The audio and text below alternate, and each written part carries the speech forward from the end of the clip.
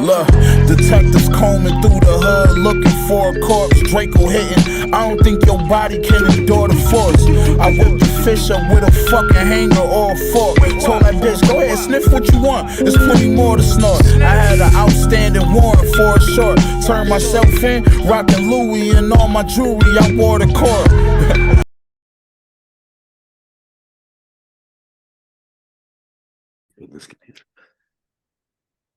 Ladies and gentlemen, we got a special one for you tonight. We have 0311, 2nd Battalion, 3rd Marines, law enforcement officer, episode 83, Jason Tarango. I don't have any like golf claps or like anything, to introduce you with. But welcome to the show, my friend. Been trying to get on here for a while with you. How you doing? I know, Nick. Thanks for having me. It has been a long time. I haven't seen you in person since I think when I came out to see Xavier. Yeah, was that 12 years ago, dude? No. Actually, no. I take that back. You're right. Probably 10, maybe 10 years. Yeah, I think you're right. Fuck, dude, time goes by It's quick. been a long time. Yeah. So, where you at? What are you doing right now? All right. So, I'm still out here in Southern California, outside of LA, suburb and outside of LA. I've been employed with Los Angeles Police Department for about 8 years. So I took a little break after I separated from the Marine Corps, finished some school bullshit, and then decided I needed a job and landed the spot. Really the only agency that I really wanted to get hired with. It took me almost 2 years to get with the department. Just so I know, But, is LAPD like looked at out there as like the finer police force? They say that, yeah, like like for us in Boston, we have stadies out here, like the big dicks of the law enforcement. But I'm sure you've always heard LAPD when it comes to like California policing, and I always assumed that. Yeah, so you're a patrolman, correct? Yeah, so I'm a police officer too. I work patrol, push a black and white on the streets, doing the Lord's work. I don't work inside an office. I don't work inside a cubicle. I don't work inside a building. Yeah, like I'm like that 1 or 2%, in the shit. Okay. It's funny that I'm talking to you now and you're in policing, dude. Gave us the most shit for being MPs. And look at you now. I love it. I mean, what kind of what pushed you that way, dude? I mean, we all get into that, like I'd like to call it the midlife crisis stage when we get out of the Marine Corps and we don't know what the fuck we're gonna do, Was that just, the most transferable to you, like with the stuff that you learned in the Marine Corps, you could kind of take it and plug right into civilian, life with that? Or was it something you always wanted to do? So for me, I had like that midlife crisis before I separated, like before we went through TAPS. So it's probably like after we came back from our second deployment, which was I think like June, July 2011, and I knew I was not going to reenlist. And my my contract was up January of 2012, and I'm like, well, I got to figure out something to do real quick. And I had a few friends that had separated before me. They talked about and were trying to get into like the federal stuff, Customs Border Protection, all that federal stuff, like the cool guy, high speed stuff. Yeah. And so I started looking into that. And then when I was going through like the application stuff, a lot of it was like a lot of prereqs were, law enforcement experience, like, or some sort of experience for them. Yeah, exactly. And it wasn't just military, like they're not going to just take some dumb grunt out of Afghanistan. Exactly. Like, oh, here you go. Yeah. So I was like, okay, well, if I'm not going to do the federal, I guess I'll try to do like, the local PD stuff or state stuff. And me being from pretty much like the LA area. I had a couple of family friends that were already law enforcement in Los Angeles, Long Beach PD. And so I looked at Los Angeles as like my number one. And I was like, you know what? It could be a really easy transition. I already have military background. I was already pretty much, um, I would say, quote unquote, like a little bit more mature for, my time in the military. Because I went in at 21 years old. Everybody goes in 17 and a half, 18 years old. So by the time I was getting out, separating, I was reaching 25. And a lot of guys go into law enforcement at 20 and a half, 21 years old. So I was kind of um, More well reaching that seasoned. Yeah. that's yeah. I was pretty much reaching like the same experiences that I was when I was in boot camp. I was 21 years old going to boot camp with 18-year-old kids, and like they never had a job, or like they're like literally like that age gap Yeah. was crazy to me.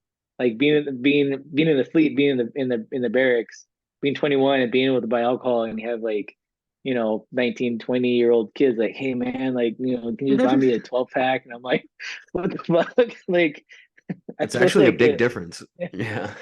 yeah, it It's is. funny. And then when I was going through the academy, I kind of felt like the same way, like I wasn't much older, but in the sense, like I felt older in a more like in a maturity sense, Yep. where, they have these younger kids that never really had like life experience Hmm. really. And I was like, oh shit, like here it is again, like this whole thing is kind of like repeating itself. Um, and so like for me, like that law enforcement transition, it made the most sense. Not necessarily like everything transitioned from Marine That's Corps what I was just going to ask to you. How much would you say really do you take and is actually transferable to that life? so I like this question a lot because I know when you asked the captain this question, Yeah. and That's why I I ask. really like this. Yeah, no, of course. And I liked how you asked him, that question, and I liked his answer too. And I have very similar, um, my answer is gonna be very similar, but it's not 100% like, going from one thing and then going into the next, obviously, right? But a lot of like the leadership skills helped me go from, military background to police work. And then that maturity level again, it's to me it's not difference, because you definitely have like a lot of younger guys that they just have like ADHD or like a small attention span, where they just see something running and they're like squirrel. They see it in a It's like, straight hey line. man, like Yeah, exactly. yeah, yeah. So for me, I felt like I was at a better advantage being, a little bit more mature, having a little bit more life experience, getting into the law enforcement field. Um, just but again, like I said, like the leadership stuff, like that definitely plays a huge role, because without leadership, like what do you have? You don't have anything. You just have chaos. Exactly. So before we get too ahead of ourselves here, I want to kind of bring us back a little bit. What really was the push into the military in the first place, man? And especially the Marines. Was that more of something you always just, fucked with as a kid? You always wanted you I hear that answer a lot. A lot of guys, they see something as a kid and they just want to be the baddest motherfucker. And to them, that's the Marines. Was that to you maybe a family thing, or is that just something you always kind of wanted to do? So no, actually, for me, it's kind of a longer, funny story. Like I never had really any family background in the military. My grandpa, on my dad's side, like he was in the army. Didn't really know much about any of that, which now, being my age and my maturity level, understandably so, they, those guys at the time didn't really talk to, their kids, my dad, at the time, about all that stuff that they saw or they did. Um, a couple uncles I didn't really know that also, like went to Vietnam. Um, but there was like that generational gap between that period and then, me or our generation.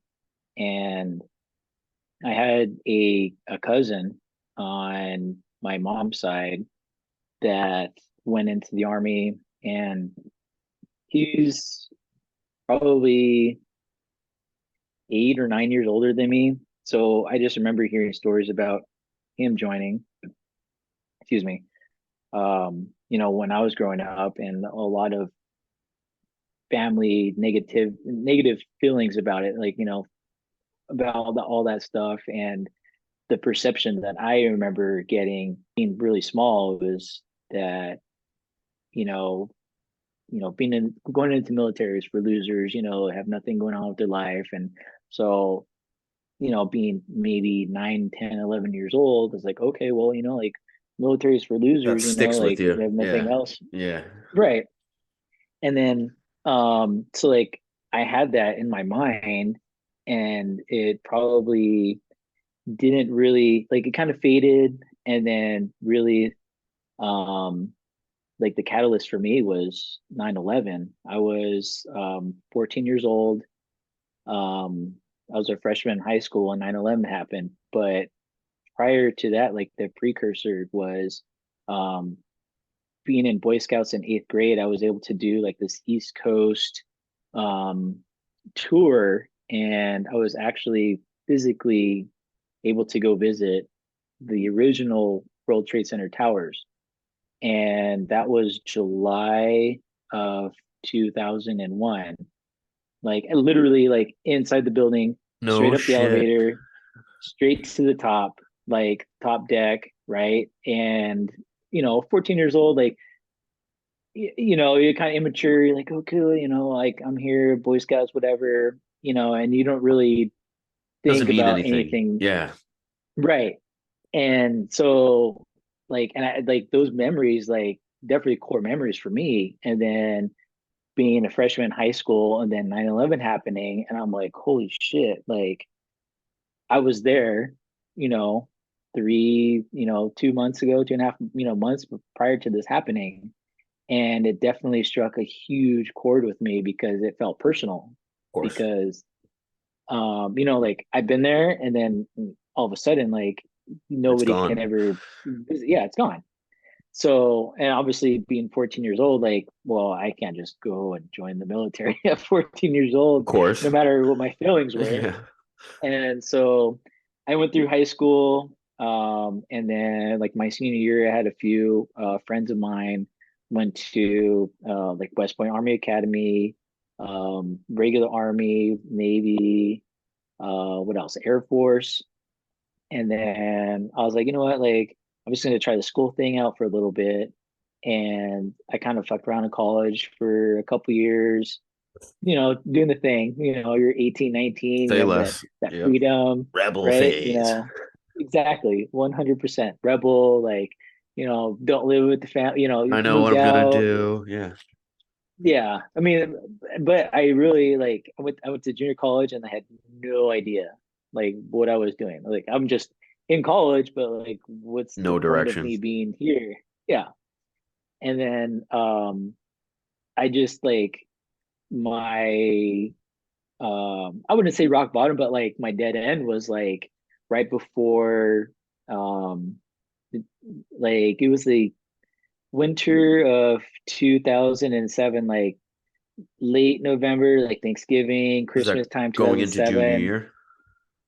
No, no, no, no. This is after I graduated, like 3 years after I Oh, okay. graduated already. Okay.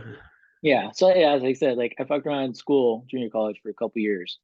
And then, like, 2007, I was like, okay, like, I'm not in school anymore. Like, I'd rather just work. And I didn't really know what I wanted to do for work.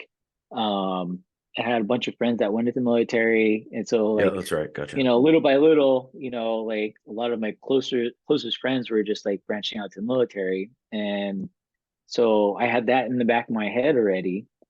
And I was like, okay, well, you know what? Like, maybe I'll look into it. And then, like, um, New Year's Eve, like, I had this, like, revelation. It's like, you know what? Like, I'll go into a recruiter's office. None of my friends went to the Marine Corps. Like, I want to go see what they're about. That's what it was. No, And you hadn't heard anyone else do it. Really? No, literally, like none of my friends went into the Marine Corps. Like none of my closest friends. It was every other branch: Air Force, Navy, Army. Um, and so like New Year's Day, I was just like, I got up. I'm like, I'm going straight to the recruiter's office. I'm gonna be like, sign me up. And of course, like who's gonna work on New Year's Day? No Nobody one. works New Year's Day. Yeah, the offices were closed. So I felt like a dumbass. Oh, that's funny. And so I went back like the next day and went back to the recruiter's office and I'm like, hey, like, I want to join the Marine Corps. And they're like, okay, well, what do you want to do? And I'm like, what do you mean? And I was like, like this is the Thought Marine Corps, that right? for. Like I'm like, well, this is the Marine Corps, right? Like you guys like, all like the high school stuff, like the Iraq invasion, like that's all I think the Marine Corps is just Oh, like gotcha, gotcha, basically gotcha. like Everyone's a grunt. infantry stuff. Yeah. Yeah, everybody's a grunt. Like that's the Marine Corps.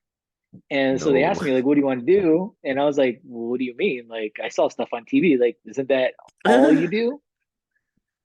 And it's like, "Oh, you know what? Like slow down, slow down. Like we'll do like an ASVAB test, whatever." And I'm like, "Well, what's an ASVAB test?" And they're like, "Oh, we're gonna test your math and your English, whatever it Oh, was." they ate you alive. Gotcha. Yeah. And so like I was so confused. Like it was just like getting hit by trucks. Like, oh, after that question, like, what do you want to do? And I was like, Threw what you do for a you loop. mean? Yeah. Yeah. I was like, I thought the Marine Corps was one job and one job only, and that was to kick ass. Nope. So I went back like next week. I took an ASVAB test, and then I scored like really high on the ASVAB. And the recruiter was like, "Okay, well, here are the jobs that you can do. You can do like Intel. I remember Intel specifically, and then some other like baloney jobs." And I'm like, well, "What the fuck are these jobs? I just want to do the infantry." And they're like, "Are you sure?" And I should have took that as a hint. And I'm like, "No, I want to do infantry. Like this is the Marine Corps. Like what the fuck?" Earl, we got another one. Yeah, Give his yeah, M16. they totally ate me alive. I didn't know what the hell I was doing. And but like at that time I was like, you know what, like I was kind of like over school, like college was in for me. And then, like working kind of dead end jobs. So it's like, like, trying to Purpose pay was a some big bills, thing, I'm whatever. sure. You don't really feel like, you have any guidance or way to go or some shit like that, really. But I mean, Right. how long was it since like you hit the recruiter? Did you actually like get processed and on your way to boot camp? So from January 2nd, when I went back to the recruiter's office and actually talked to a recruiter, I shipped out January Oh 27th. shit. Damn, they had you quick. Okay. Yeah. So like it was like super quick. Like and I was just like ready to go. I was like, get me in. Like I want to do my thing. I want to serve my country. So And like no buddy program, it was just you. no, no, no, no. And like How I how'd still the had how'd the the whole parents like, take it? ooh, Rough, terrible. rough. Um I didn't tell my parents until probably like right before I went to go sign the contract. Oh, because you knew she was gonna lunch. And Yeah. oh yeah. So and I talked to my dad about it first. I didn't talk to my mom because my mom's super, moms are emotional. And even though like at the time my dad and I like we didn't really get along, but I told him I was like, hey dad, like I want you to go with me to the recruiter's office. Um, you know, like that moral support type of thing, right? No, and he had no idea it was for me to sign a contract. Of Like I didn't tell him that. course you didn't. I just told him like, yeah, I just told him like, hey dad, like can you come to the recruiter's office with me? Like check this out, blah blah blah blah. And the recruiter like, put the contract, like put the paper on the table with the pen, and he's like, sign here. And my dad walked out. Like he was Oh, pissed. not Yeah, happy. like totally blindsided. And I was like, oh shit, like, okay, well, I'm not gonna get any parental support. Like, all right, Might as well just do this. fuck it. Yeah. Yeah, here we go, you know. And so that was like my family's like reaction. That was like their mindset was, I mean, like I said before, growing up, like it was pretty negative Yeah. until, Until you get back until from it boot became camp. like, Exactly. Exactly. yeah, yeah, yeah, yeah. Yeah, Funny so how that like works. I signed the contract, and then my dad drove me home. Like he didn't talk to me anything. Like he was like visibly just body language upset.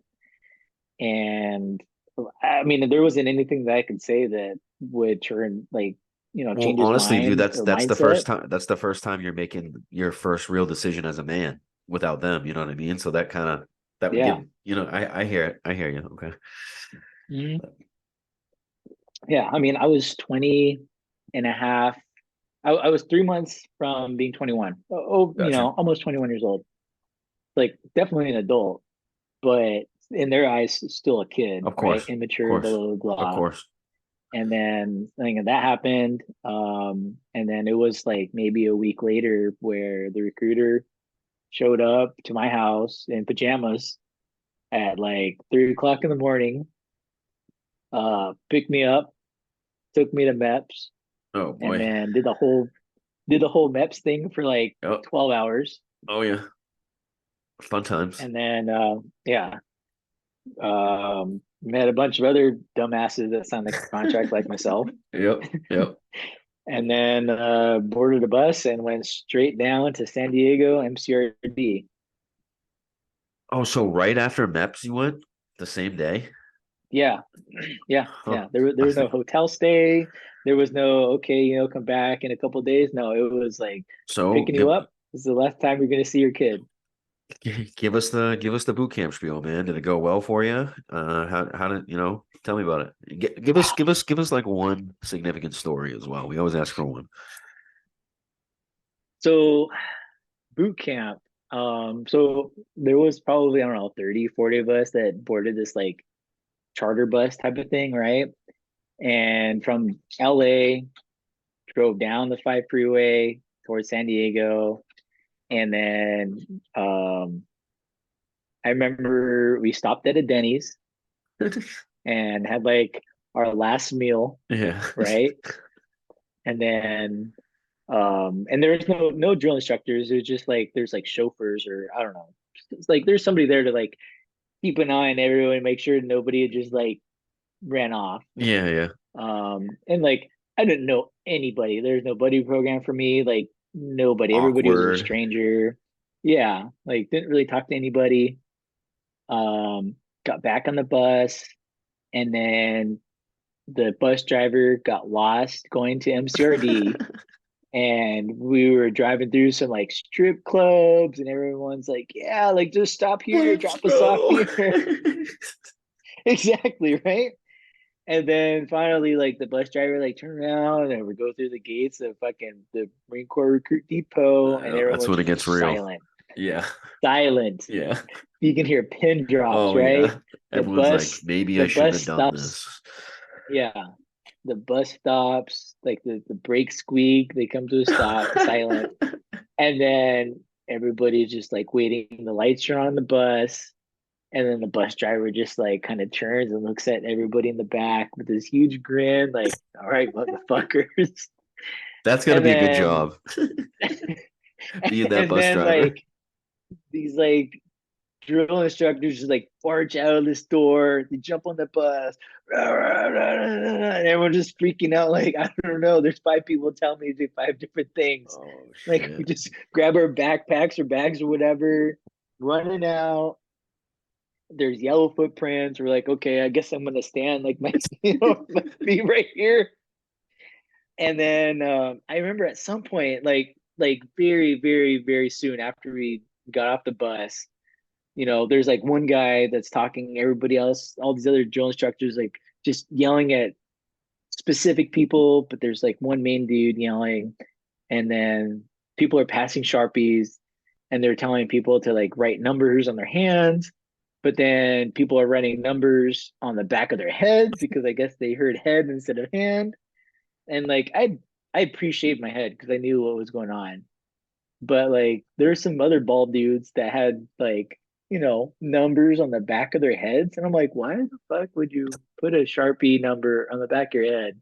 Like you said back of your hand. Like I heard back of hand. But Ah, like these dumbasses are like fucking 26, boots, bro. 13. Yeah. That's how it goes. And then there's like the amnesty period. You're like, you walk in, you got your little cubby, and you just like dump all your shit, and they tell you like, okay, you can't bring this, and this in. And there's just like, a handful of dudes that like bring condoms in and they get clowned on. Like, okay, like you want Oh to bring yeah, condoms? bro. I go, you're fucking Oh weird, shit. man. Yeah, no kidding. Like you gotta watch out for those guys, Whoa. right? Oh, that's funny. Okay. Yeah. So So I mean, boot camp was just like it was just always just like new, like never had you ever been been. around anything like that before?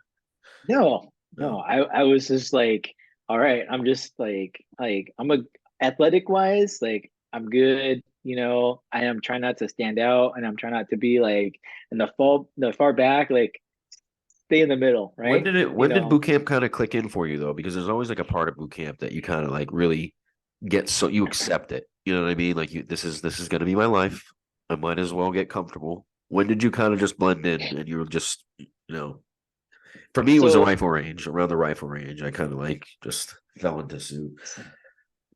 so there was a guy that I actually sat on the bus with that I ended up clicking with during like the reception prior to like that Black Friday or Yep. whatever. Yep. And like throughout boot camp, like me and him were attached to the hip, and it was because our last names were like Yeah, that T always happens, dude. A U T A Yeah. R. And so like during the reception we kind of just like, hey man, like you and me, we're just gonna fucking stick it out We're together. gonna make this work. And yeah, and so like bunk mates, all that stuff, like the whole entire like boot camp. So like I had somebody I could fucking rely on, and Yeah.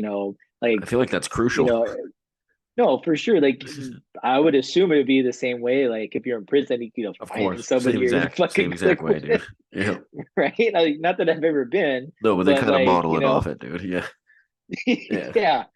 So so yeah, that dude, like at the time, like I became really close with him. Obviously in boot camp, you become close with a lot of guys, but like him, like we were bunkmates, and then the drill instructors are always confusing me and him together, just because we're always just like like this, we're like Yep.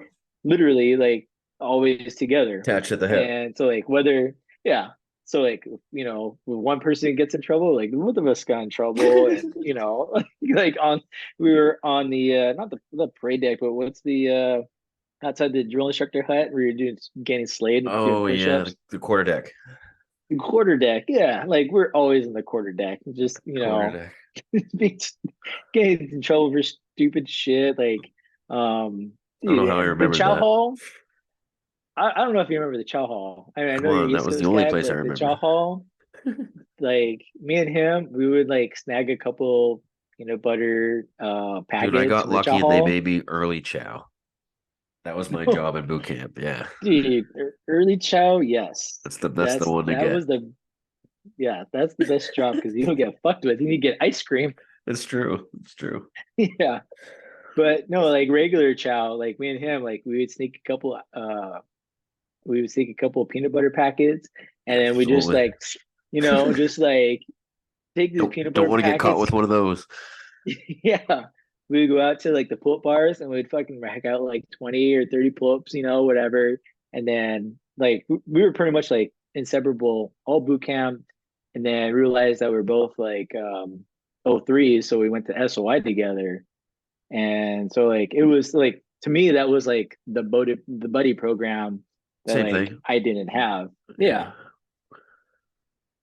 Is that But someone that you kept in touch with like throughout the Marine Corps so I would say unfortunately, but unfortunately up until like very recently, like me and him were like oh very, that very sucks. close.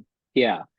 But what ended up happening after SOI, because he had a kid during our time in SOI, 99%, 95% of like the guys I went to SOI with went to Hawaii. The other like 5%, they either got sent to Pendleton or they got sent to 29 Palms because there were some guys that, so like this guy in particular, talking about, I'm not gonna name names, but like because he had his kid, he was able to like pull a couple strings, whatever, stay like in Southern California where his family was at. But a lot of other guys, there were guys that were doing like the Amtrak stuff Oh, or okay. the, what was the other hoagie stuff in the little tank things called? Whatever they Uh, were. yeah, I know what you're talking about. But yeah, so like those guys, they stayed, Pendleton or 29 Palms, LAR. just because, yeah, there you go. LAR. Yeah. So What they did were you able call? to What'd you stay call them? like the little pogey tank stuff. Oh, Poggy Tank. I like it. He's stupid. So that's kind of like where him, my little battle buddy, like that's where, him and I kind of separated. I went to Hawaii, he stayed in California, but like being in being at Pendleton, like it was great because like every weekend you get like that weekend libo. I didn't live that far away. It was like, from Pendleton to like my parents, it was, the 2 hour drive, whatever. So like I'd, call my parents like, hey, like come pick me up on Friday night, I'll be home for the weekend or whatever, That's or like dope. have some friends come pick me up, and I'll be home for the weekend. That So works that out. was like super nice. Yeah. Yeah. So like I didn't get super like homesick or whatever. Like I did like in boot camp where like you have like no, contact from the outside world other than like, a piece of That paper sketchy with phone stuff. call. Yeah. Yeah, the one phone call I'm where home. you have to read says like, "Hello, this Yeah. is I recruit am officer." okay. Yeah, this is recruit Tarango. I am okay. Oh, Goodbye. thanks. Yeah, and if they don't pick up, you're like, Yeah, no I left a shit. message. Something's wrong, sir. Oh fuck. So okay, so we Yeah, make so it make it through that boot camp. was that was boot camp. That was SOI. What were Actually, they trying to what's be? With, crazy?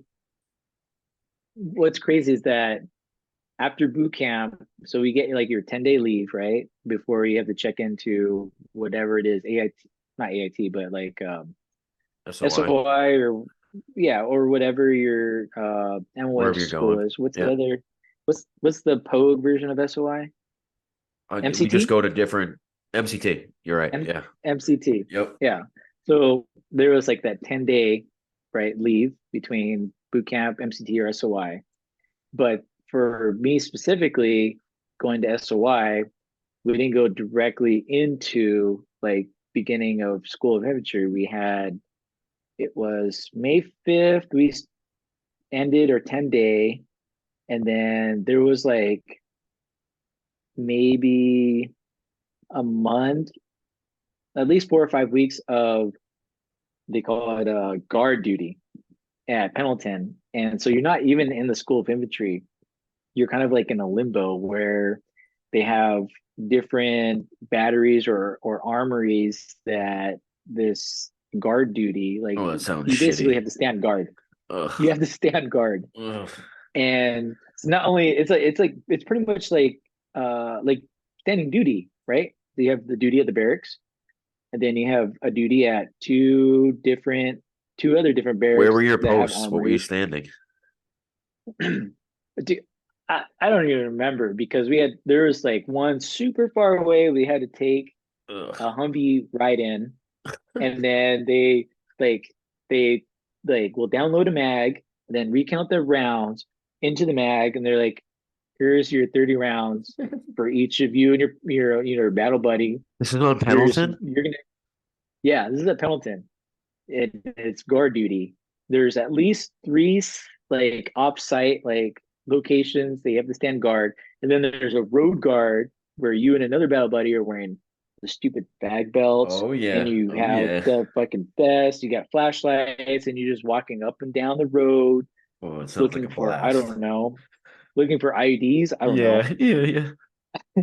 And then there's the duty at the actual like barracks where you're staying. So there's like five different like, you know, 10 different Marines at 5 different locations, but like the furthest one was kind of like you kind of felt a little bit more freedom because like there's nobody around. You're like by yourself. Ooh, But that's the God one I'd want. forbid, this is what happened to me. Like God forbid, like you tell your guard buddy, battle buddy, whatever, like, hey, like I'm gonna take a nap. Like you're Oh, they standing fucked guard. you. Oh, that's where Yep. it starts.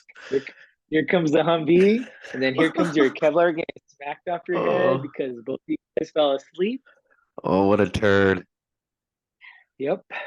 Yep. Yep. But like that was the only place, that was like the only guard duty you can like smoke cigarettes and like, sneak It'd be a little cigarettes, right? And nasty. like, yeah, like you're literally like in the shit Yeah, yeah, yeah. at the time, right? Because like Uh, it was like a 30-minute ride in a Humvee to that like armory. And it's just you and your battle buddy.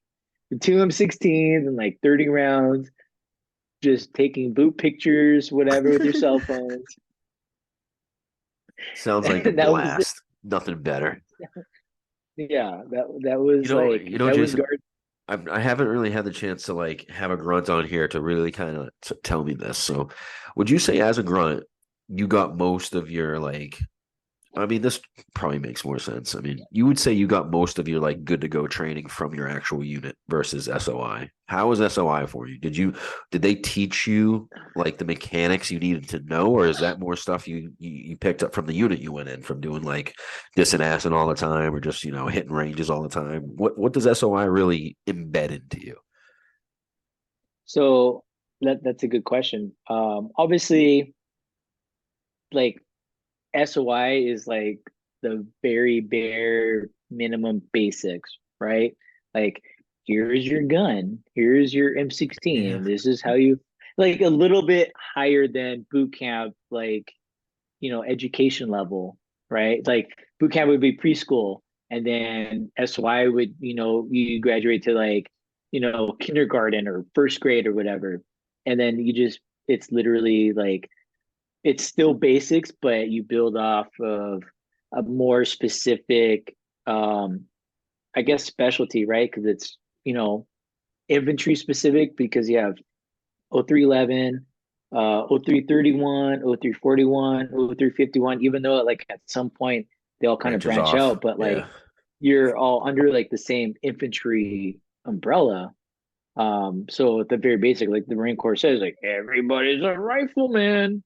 Like you Wah, just get wah. a little, you just get a little bit more, marksmanship training or a little bit more time behind the gun. But um, like for me, like I wasn't a machine gunner, so I was only like specific to like the M16. And then when the machine gunners branched out, like they had to do their own shit with the 240s and the 50 cals, and then the 41s were the mortars. They had the 60s, the 81s, and then the 51s were the stupid rocket launcher dudes that is no longer an MOS anymore.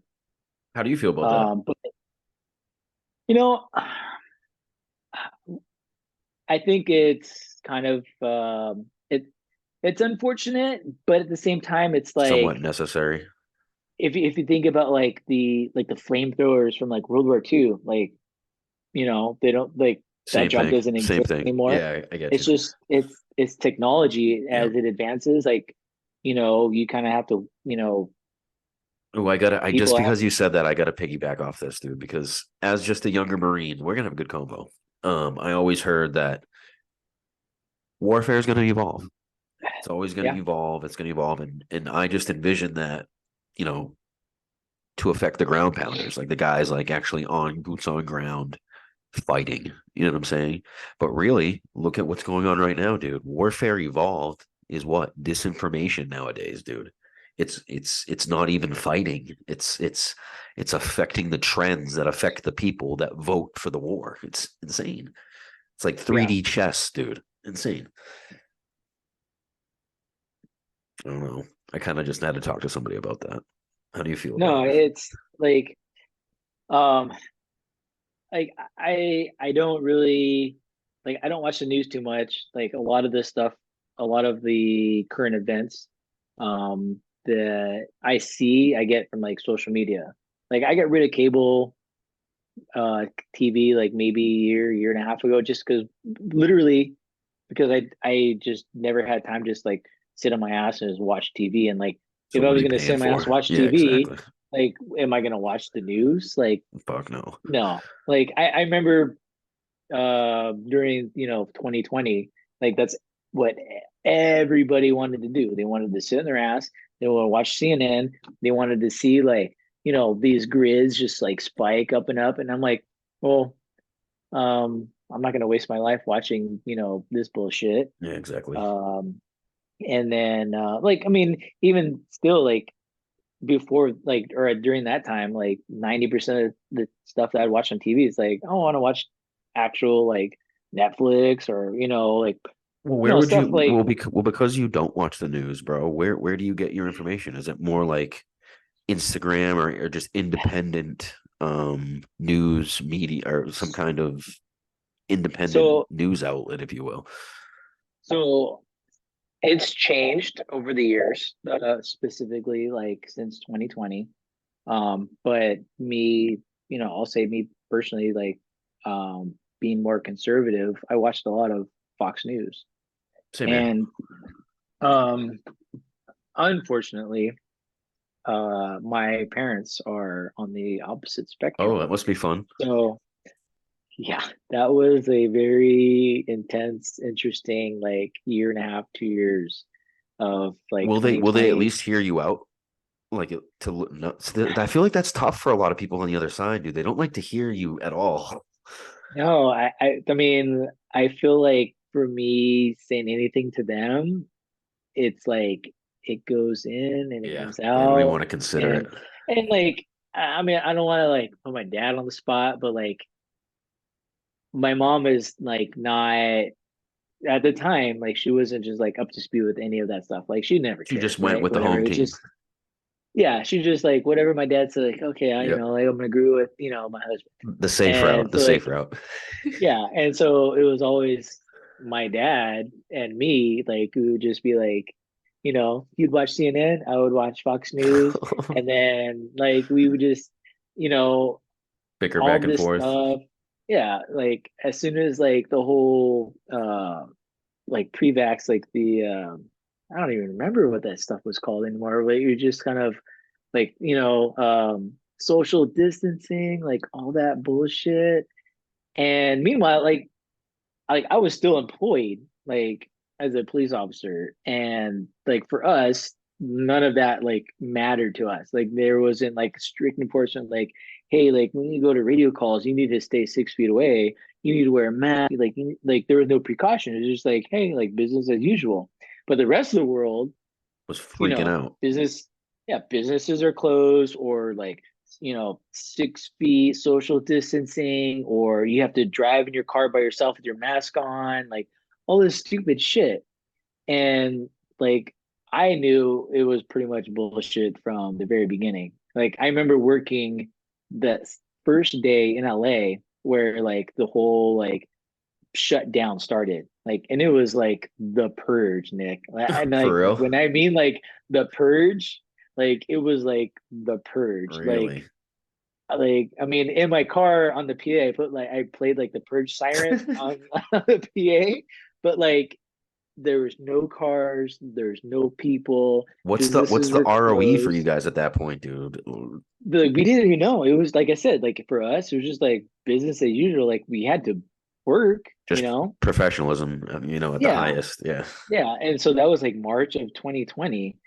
And I remember like I think it was like the week prior to that, like on my birthday weekend, which is March 13th, when like Trump had like his whole State of the Union, like my girlfriend, now wife at the time, like we were going out of town just to go camping for my birthday.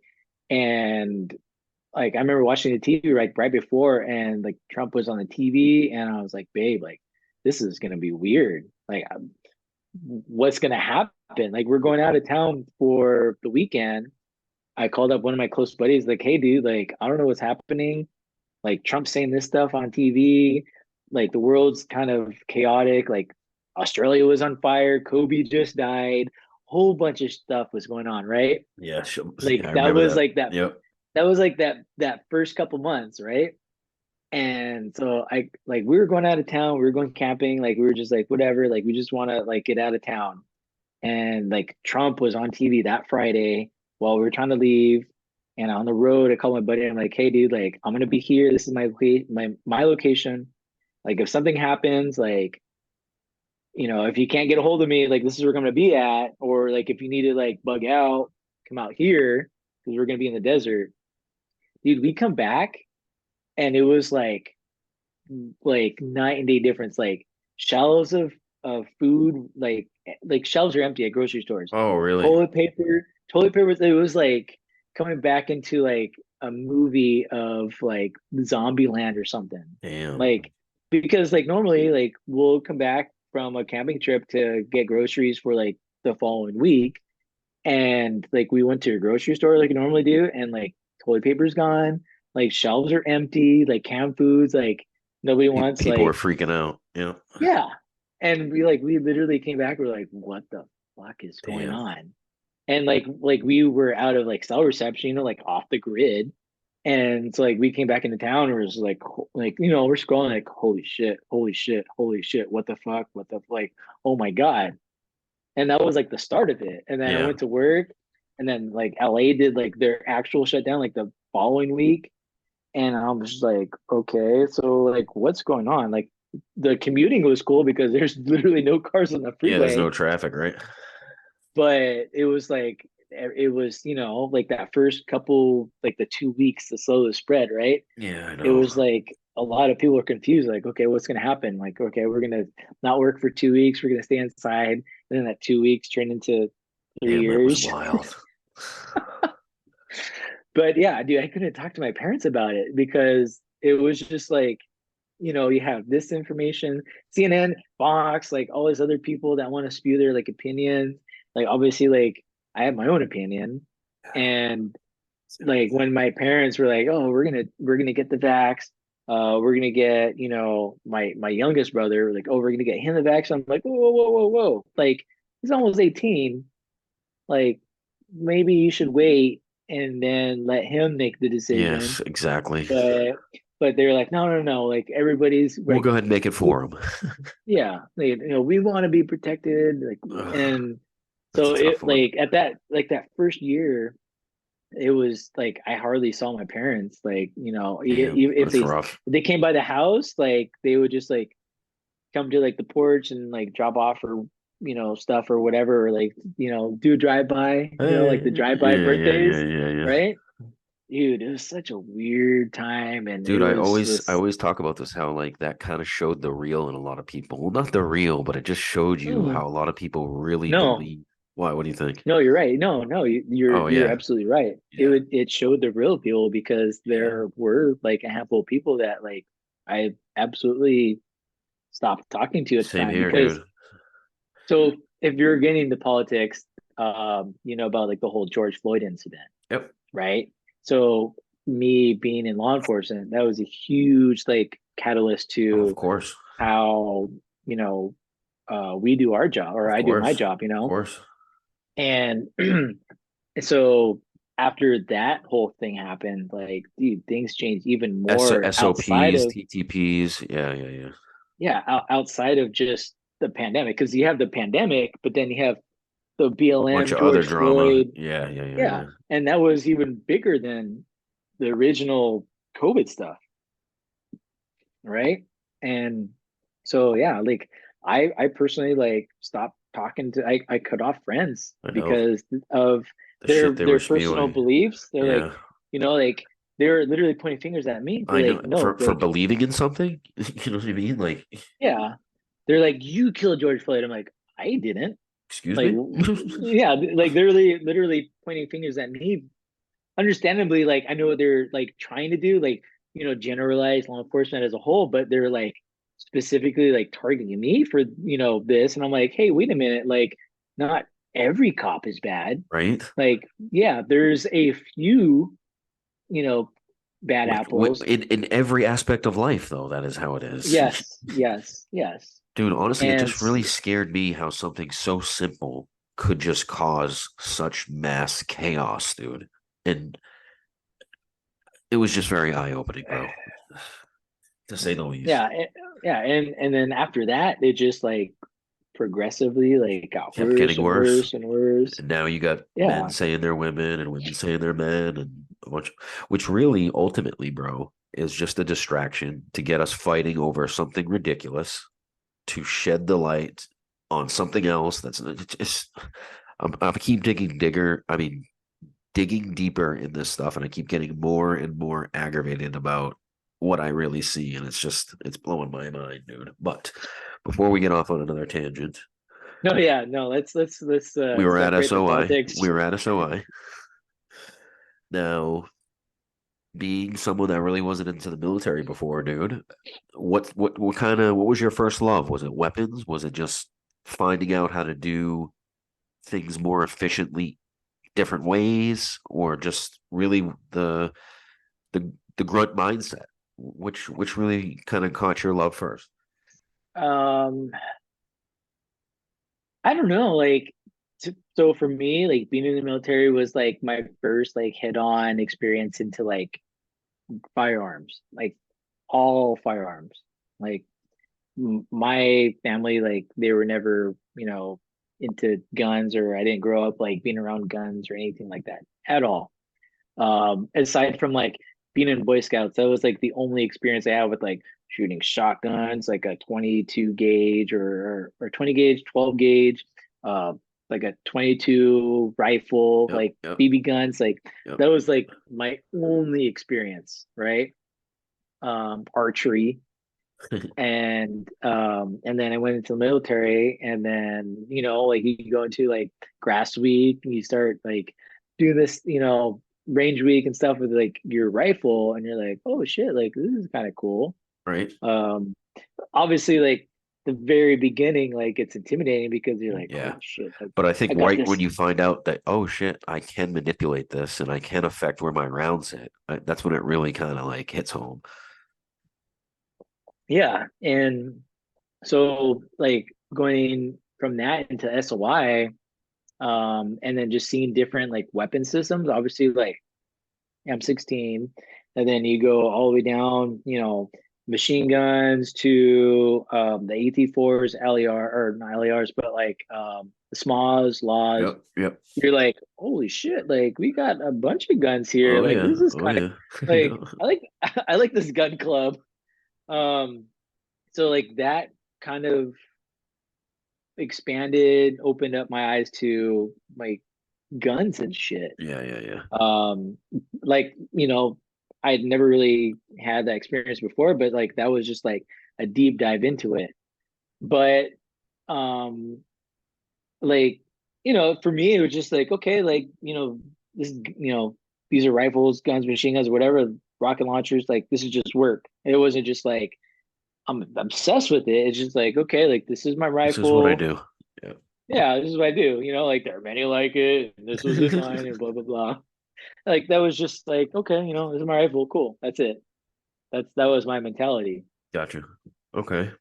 So was Second Battalion, Third Marines your first stop? Yeah, so after graduating SOI, um got on the plane to Hawaii, um and then got picked up, and then went to the fleet. And Hold on, slow down, slow down. What was that like first checking into that first walking into the barracks so as that fresh boot fortunately, ski?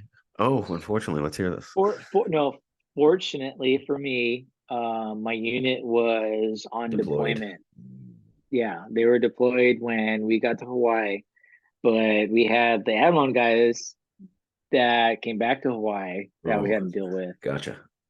So, I mean, and it was like, I think I had a better experience Where were than they a at the lot. time? Were they in They Iraq were or? yeah, they were in Iraq, and I can't remember where, but that was that unit's, my old unit's last deployment to Iraq. Um, but yeah, so like, yeah, we got to Hawaii, and then we went into like a we didn't get put straight into like the normal barrack. Dude, we had some shitty rundown, like bullshit squad bay, like I don't know. They were dilapidated.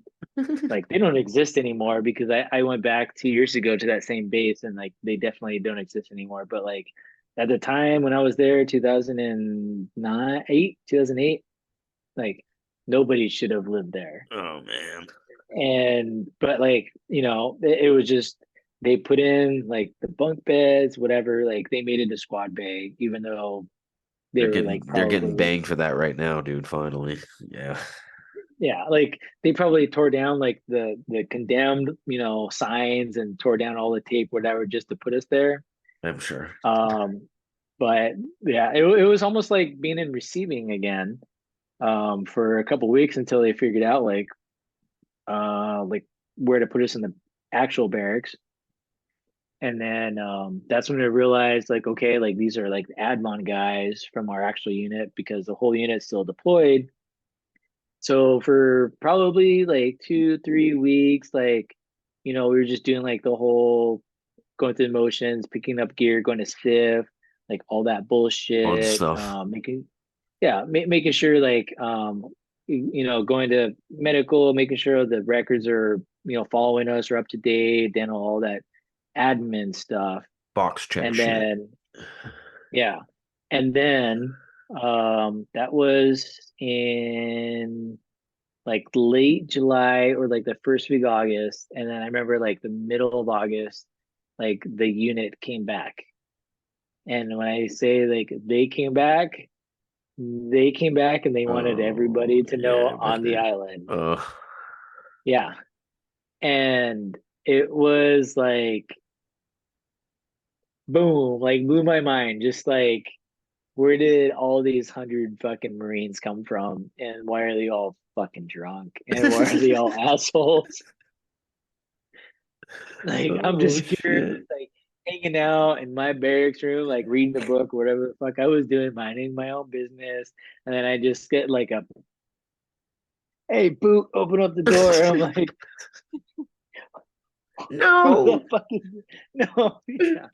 And like I remember, like I came out, like who are you? And I'm like, oh, I'm like Lance Corporal Tarango, and like, well, what, blah blah blah, like who are you? What are you doing? What are you doing here? Blah blah blah. What platoon, what blah blah blah. And I'm like, I don't even know. I just moved here like a week ago. And like like if the barracks weren't literally on fire, they were like everything was just like all the rooms are lit up, like there's everybody out on the balconies, Damn. like everybody is drinking, everybody's drunk, like just chaos, About to be. Yeah. absolute chaos. And like I had some peers of mine that were like not so like masculine or like, Gotcha. Gotcha. You and gotcha. they like they were like They got preyed on real sharp to quick. blood. Yeah. Yes. Yeah. Yes. Gotcha. Yes. Okay. Yeah. So, how long did it take for that to really settle down and you guys to start? I mean, honestly, dude, from outside looking in, 2-3 is a pretty kinetic, battalion. To So me, it seems like they're always pumping. so that deployment that those guys came back from, from what I know now, like it was just garbage bullshit admin Gotcha. stuff. Gotcha. And they did have, from what I know, the deployment prior to that, so maybe 2006, they had a pretty bad deployment to Iraq where they had the CEO get killed by a suicide bomber. Be- But from what I know, the Iraq deployment that my seniors came back from right when I was in Hawaii, it wasn't very kinetic or anything. So would you But say Nowzad was an eye opener? yeah, so like yeah, so you're kind of fast forwarding a little bit, but like for me, being brand new to the fleet, okay, here are my seniors, okay, this is my platoon, this is my squad, this is my squad leader, this is my team leader. Like I didn't know what the fuck was going on. Like, I've never been in the fleet before. Like, I just came from SOY. Like, Yeah, I yeah, yeah, barely yeah. got like 2 sea bags full of bullshit from the SIF. Yep. And, now you're telling me I gotta like be here, be there, a certain time, blah, blah, blah, answer these guys. And then they're all assholes in the barracks. Like, every night, like, like from like, I don't know, 8, 9 o'clock, and I would get secured to like 5 o'clock in the morning. Like, I gotta be scared of this guy and like avoid him, right? Hide in my room or be away. Yeah, But exactly. then like, you know, but fucking PT Green at like 7 o'clock in the morning, like, oh, he's your buddy. Like, hey man, like, how you doing? Okay. Um, so it was for me, that was like it took a little while to get accustomed to that. I didn't really get fucked with a lot, but I did have like I did push back a little bit. It's like, hey I man, can like see that. don't fuck with me. Like, Yeah, I'm I'm not not the fucking with one. you. Yeah, Like, don't fuck with me. Yeah, I'm a boot, but I know my I'll shit, do so what shut up. Yeah, yeah, I'll do what you need me to do. I'm not gonna go fucking pick up that fucking dog shit with my bare hand and fucking eat it or whatever. Like, no. oh, I love it. So it's like for me it was like 50-50, like What I would pushed you back a say? little bit. What would you say that was the main thing that, I mean, you're a boot. I mean, you're coming from SOI. Obviously, they can see that. Um, what's the main thing they're trying to institute in you, bro? Or what's the main thing you pulled from them? Um at the time, I mean I can say this now, but at the time I was just like I was like, I don't know what the fuck these guys want us to do. Like, they just seemed like a bunch of drunk assholes. Like, as soon as we secured, like, fucking run away because you're gonna get fucked with, right? You're gonna get hazed. But at the time, like, hazing wasn't hazing like it was in 2010, 11. I don't know. No, Um, completely different. yeah. And I mean, at the time for me, I didn't think it was hazing. I was just like, okay, like Dude, they're that in. stuff now is looked at like Oh bad no, news, dude. no, you will literally like get fucking It's separated. Like, bad, dude. yeah, But to me, I didn't really take offense to a lot of that shit, man. I looked at it as we were doing hard shit now to get through the shitty stuff later. You know what I'm saying? yeah, To kind of make it. I yeah. don't know. That's how I viewed it. No, like for me, like um, obviously, like after going through like boot camp and stuff, like I was like, okay, like is this hazing? Like, I don't know what hazing really is. Yeah, Like, exactly. could be hazing, but like I'm just gonna fucking go with it so I don't, so it doesn't get worse, Yeah, right? which honestly works pretty well. Yeah, and like it could get worse for other people if they cry or whatever, but like for me, like, I'm just gonna shut up, keep like my head down, and keep pushing. exactly, suck it up, just Yeah, fucking do what you're told and then fucking hide out and don't talk back or whatever. yeah. So at the time, like for me, I'm like, okay, like maybe they're just instilling discipline. Like they want to make sure that their juniors, us, or the boots, Good to are, go. yeah. And that's what I like knowing now. Like, I'm not saying I did the same stuff when I was No, but I like hear in you, their bro. I hear shoes. you. You really just want to You know know, that the younger guys are solid. You know? yeah, like they're not gonna fucking crack. Like Yeah, they're gonna exactly. be, solid. So like now I understand it. Maybe I would take a different Of approach. course, Like of course, of I course. wouldn't I wouldn't fucking break fucking kids' hands with a sapping plate, but I don't know. Oh shit, that's funny. Good times. All right, so So we're in the fleet. yeah, we're hitting the fleet. We're fresh in the fleet. We're getting our feet under us, and all of a sudden we have whispers of Nowzad on the air. What So where's your head at right now? so before the whispers of Nowzad, everybody was talking about going back to Iraq. That's Oh, okay. what the pre-workup was. Okay, we're gonna go back to Iraq. And obviously my seniors obviously just came from there. Their seniors, my super seniors, had already another Iraq deployment. So we were doing a lot of workup for Iraq type, SOPs. And This is 2009. 2000 and late 2008, 2009. Okay. So we were doing a lot of like SOPs type stuff for Iraq, just like doing a lot of like not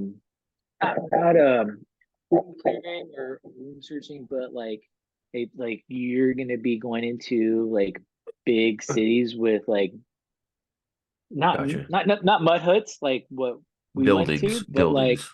buildings like more urban, you know, like an actual like city of better than mud Yeah, huts. I got you. I got you. And then like the tide didn't turn until probably after we went through CAX, the 29 Palms. Oh, really? You Yeah. went through CAX So already? Oh, yeah. So we went to 29 Palms in maybe September, October of 2008.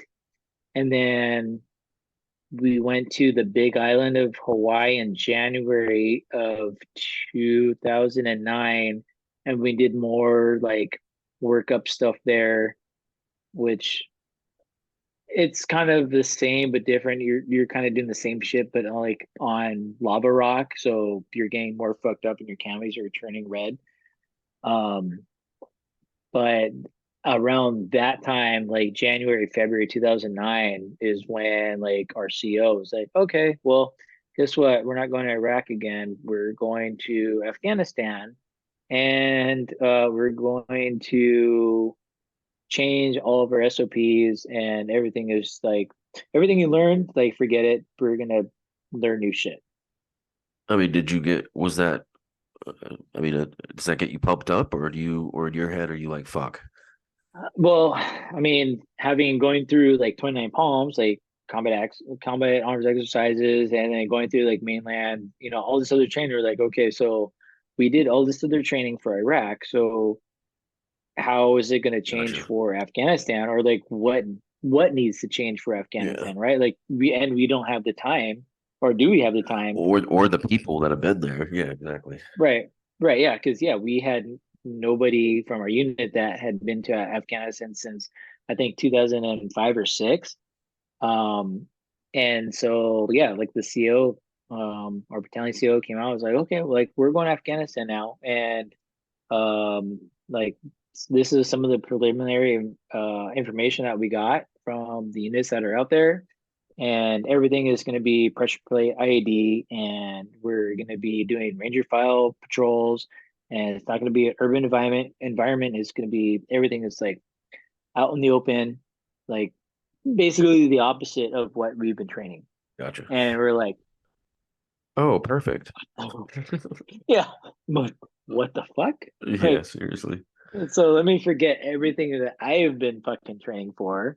And then, like nobody, like none of my seniors have been there. Like nobody knows, like, I mean, to the very minimal, like a lot of stuff kind of like will stay the same, but at the same time, like we've never trained to patrol ranger file. It was always the TAC column, Gotcha. right? Yeah. Why And so would they do tack column? Oh, never mind for Iraq. Never mind, I get that. Okay. yeah. So that was like an eye opener because everybody like as soon as like we heard that, everybody's like, everybody's buzzing like, oh my The old Lance Corporal underground is buzzing God, away. the Lance Corporal Yeah. underground is Yeah. buzzing away. Yeah. Yeah.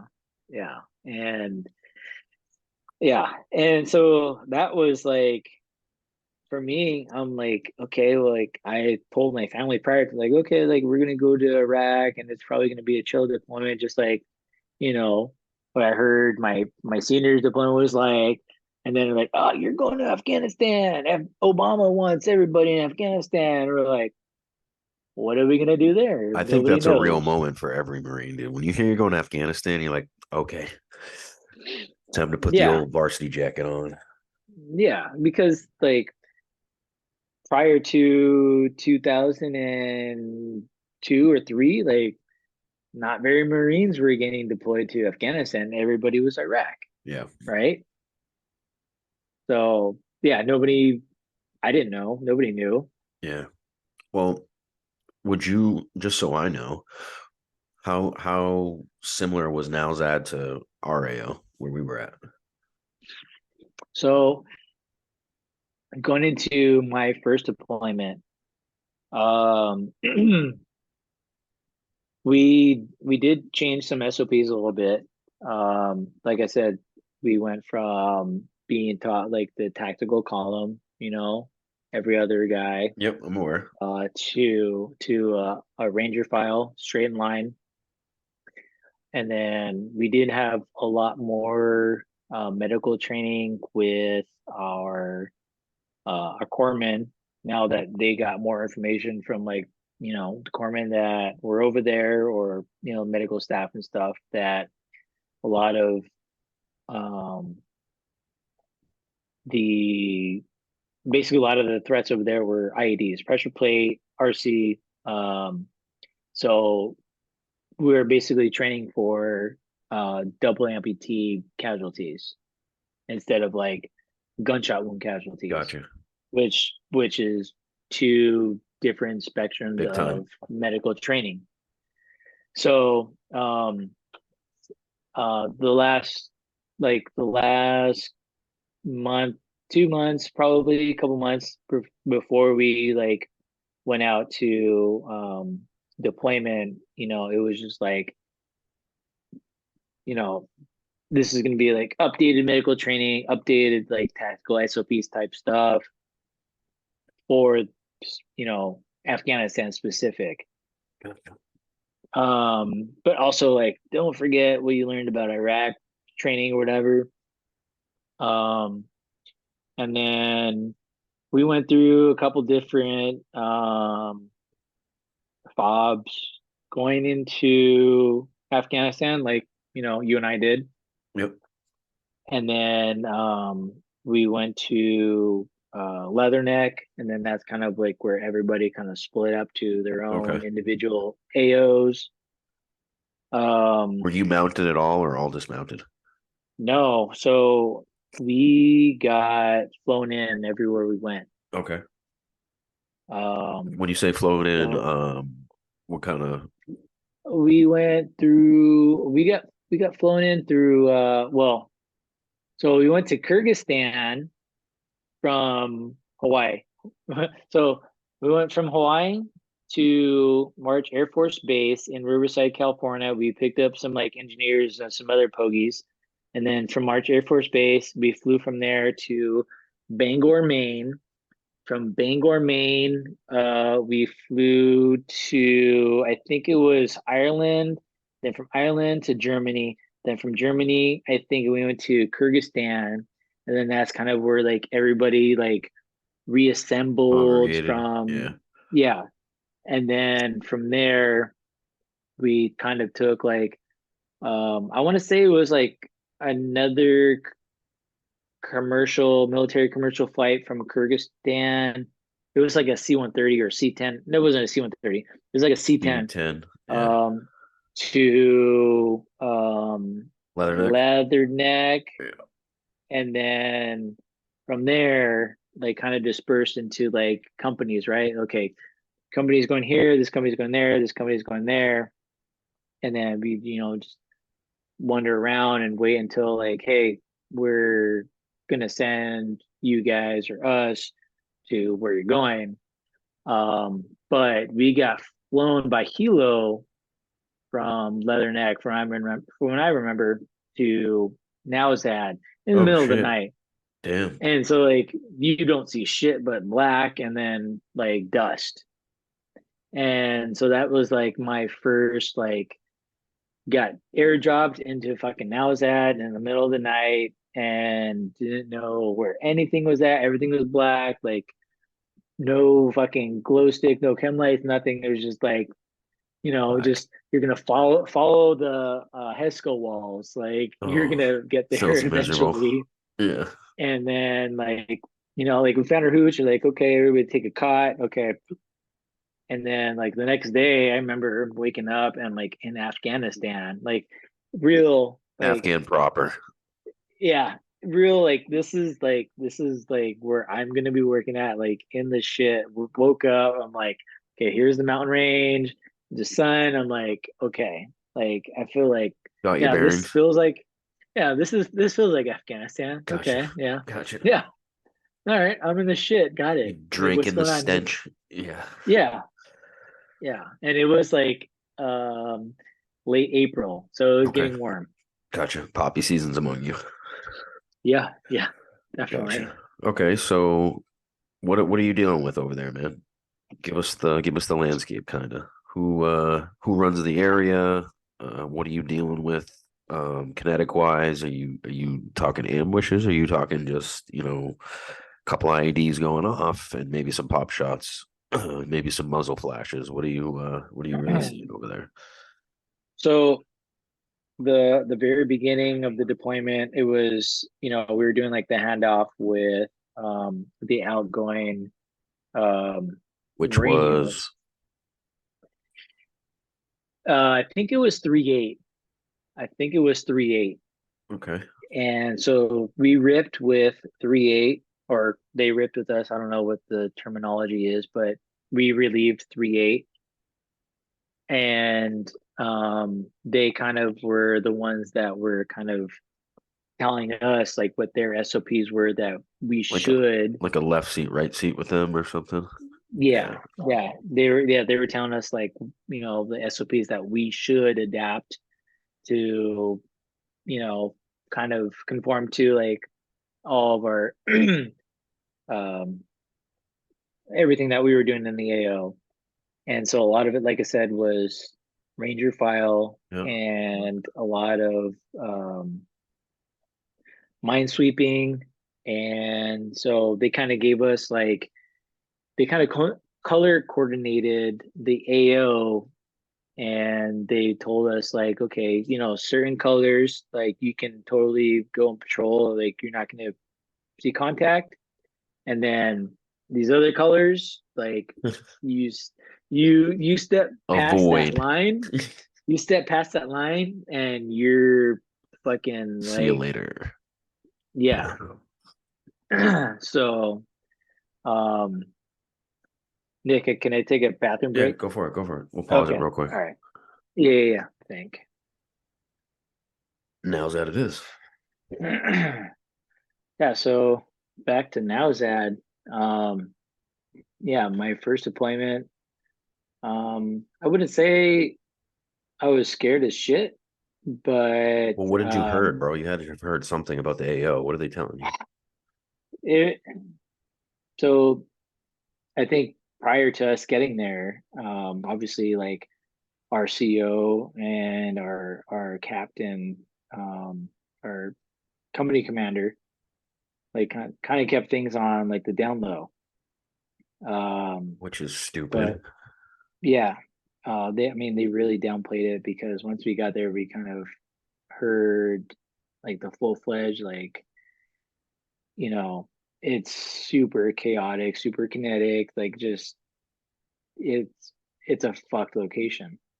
Um, and we did a handful of patrols. I remember doing a handful of patrols of like, the unit that we were replacing, or the company that we were replacing, and they were just kind of like, hey, like be careful, don't go over there, don't go over there, patrol like this, put out your engineers for the mine sweeping like this. Tell me this. Tell me this. When you went out and you came back, would you follow your same way in or would you go a different way? It depends. It Right. depends. Yeah. So yeah, like the patrols, at least. So we did a majority of our patrols were dismounted. Um, just because we were in a district center of Nowzat, and a lot of the areas was the areas that we patrolled were kind of too narrow to do mounted, and but also too small to do mounted patrols. When you say narrow, are you talking between mud huts, between buildings? What are you talking about? Yeah. So, the immediate area outside of our FOB PB. for yeah, our PB forward operating base, patrol base, was like a bazaar, Oh, okay. and so it was just like strings, spider webs of streets, um, with our PB or our FOB being in the middle, just and it was a ghost town. Like Really? it was literally Oh, a so ghost the town. civilians took off. Yeah, they didn't fucking. Well, Yeah, that also gives the Taliban a good. Yeah. Okay. Gotcha. yeah. So like yeah, we go in there and like we go into the middle of a district center, like a town, a bazaar, and there's nobody there, and it gives you like that creepy, Of you know, course. creepy vibe, like hair stands up the back of your neck, like Yeah. okay, Oh, like so we're walking right into it. Yeah. yeah, yeah. And it's like people would live here or should be living here, but there's nobody here. Like you're just walking through a ghost town. So you guys didn't do really any like shuras with elders in the area? There was no one to do that with? Okay, shit. No, no. I mean, very, very seldom. I know um we did do a few, but I would say that like those elders that came in were like they came from like a Somewhere pretty else. long Yeah. distance. Yeah, So not like the immediate area. for everyone that doesn't know, a shura is one of the first things that I would think we do when we get to a new AO or area of operation where we're at. We sit down with the village elders or the local governing force, and we kind of negotiate, or really it's us just listening to what they want from us. I mean, does Yeah. that really tell And you, dude? Since we've been away for so long, doesn't now it kind of click like shit, everyone was Taliban.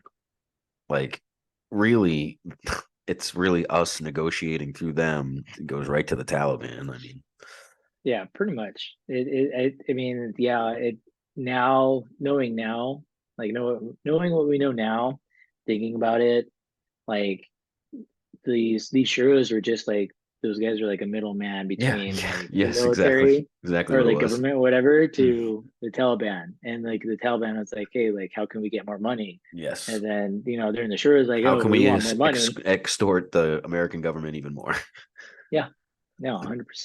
Mm, So, but I really don't remember their like specific nothing. It was like my first deployment was nothing like our second deployment. Like mhm. almost, I don't want to say like complete opposite, but like it was very polar, opposites from my first deployment. And I was at the second deployment because my first deployment is like we would do foot patrols to like certain areas and try to get comfortable with like there not being any um kinetic areas, and that was like to like the that would be to the east northeast area of like the AO, and then once you go like east southeast, I remember it specifically it was called like the green zone because it was just like um kind of like heavily like wooded area.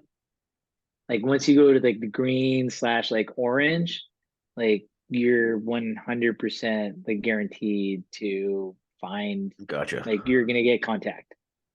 So um you either go like left and like get comfortable with like patrolling or like do like the whole ranger file like practice, right? And then if you go right, like you know, you're gonna do either like call for fire or you're gonna do a 9 line, Gotcha. and I'd that's rather call for fire.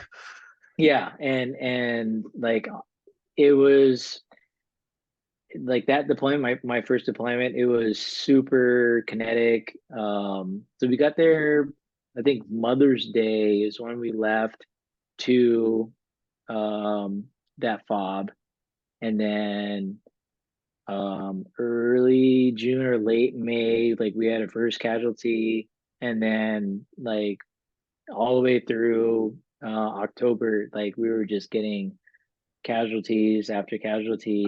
did they fight over there, bro? What was their way of fighting? Just IEDs. okay. IEDs were the primary, their primary weapon. So And would they, you say going into that you were ready for that, like IED wise, or was it just I mean, bro, just from our deployment alone, the way I saw them adjust to SOPs and just alter the way they made them to cause more chaos and destruction was eye opening to say the least.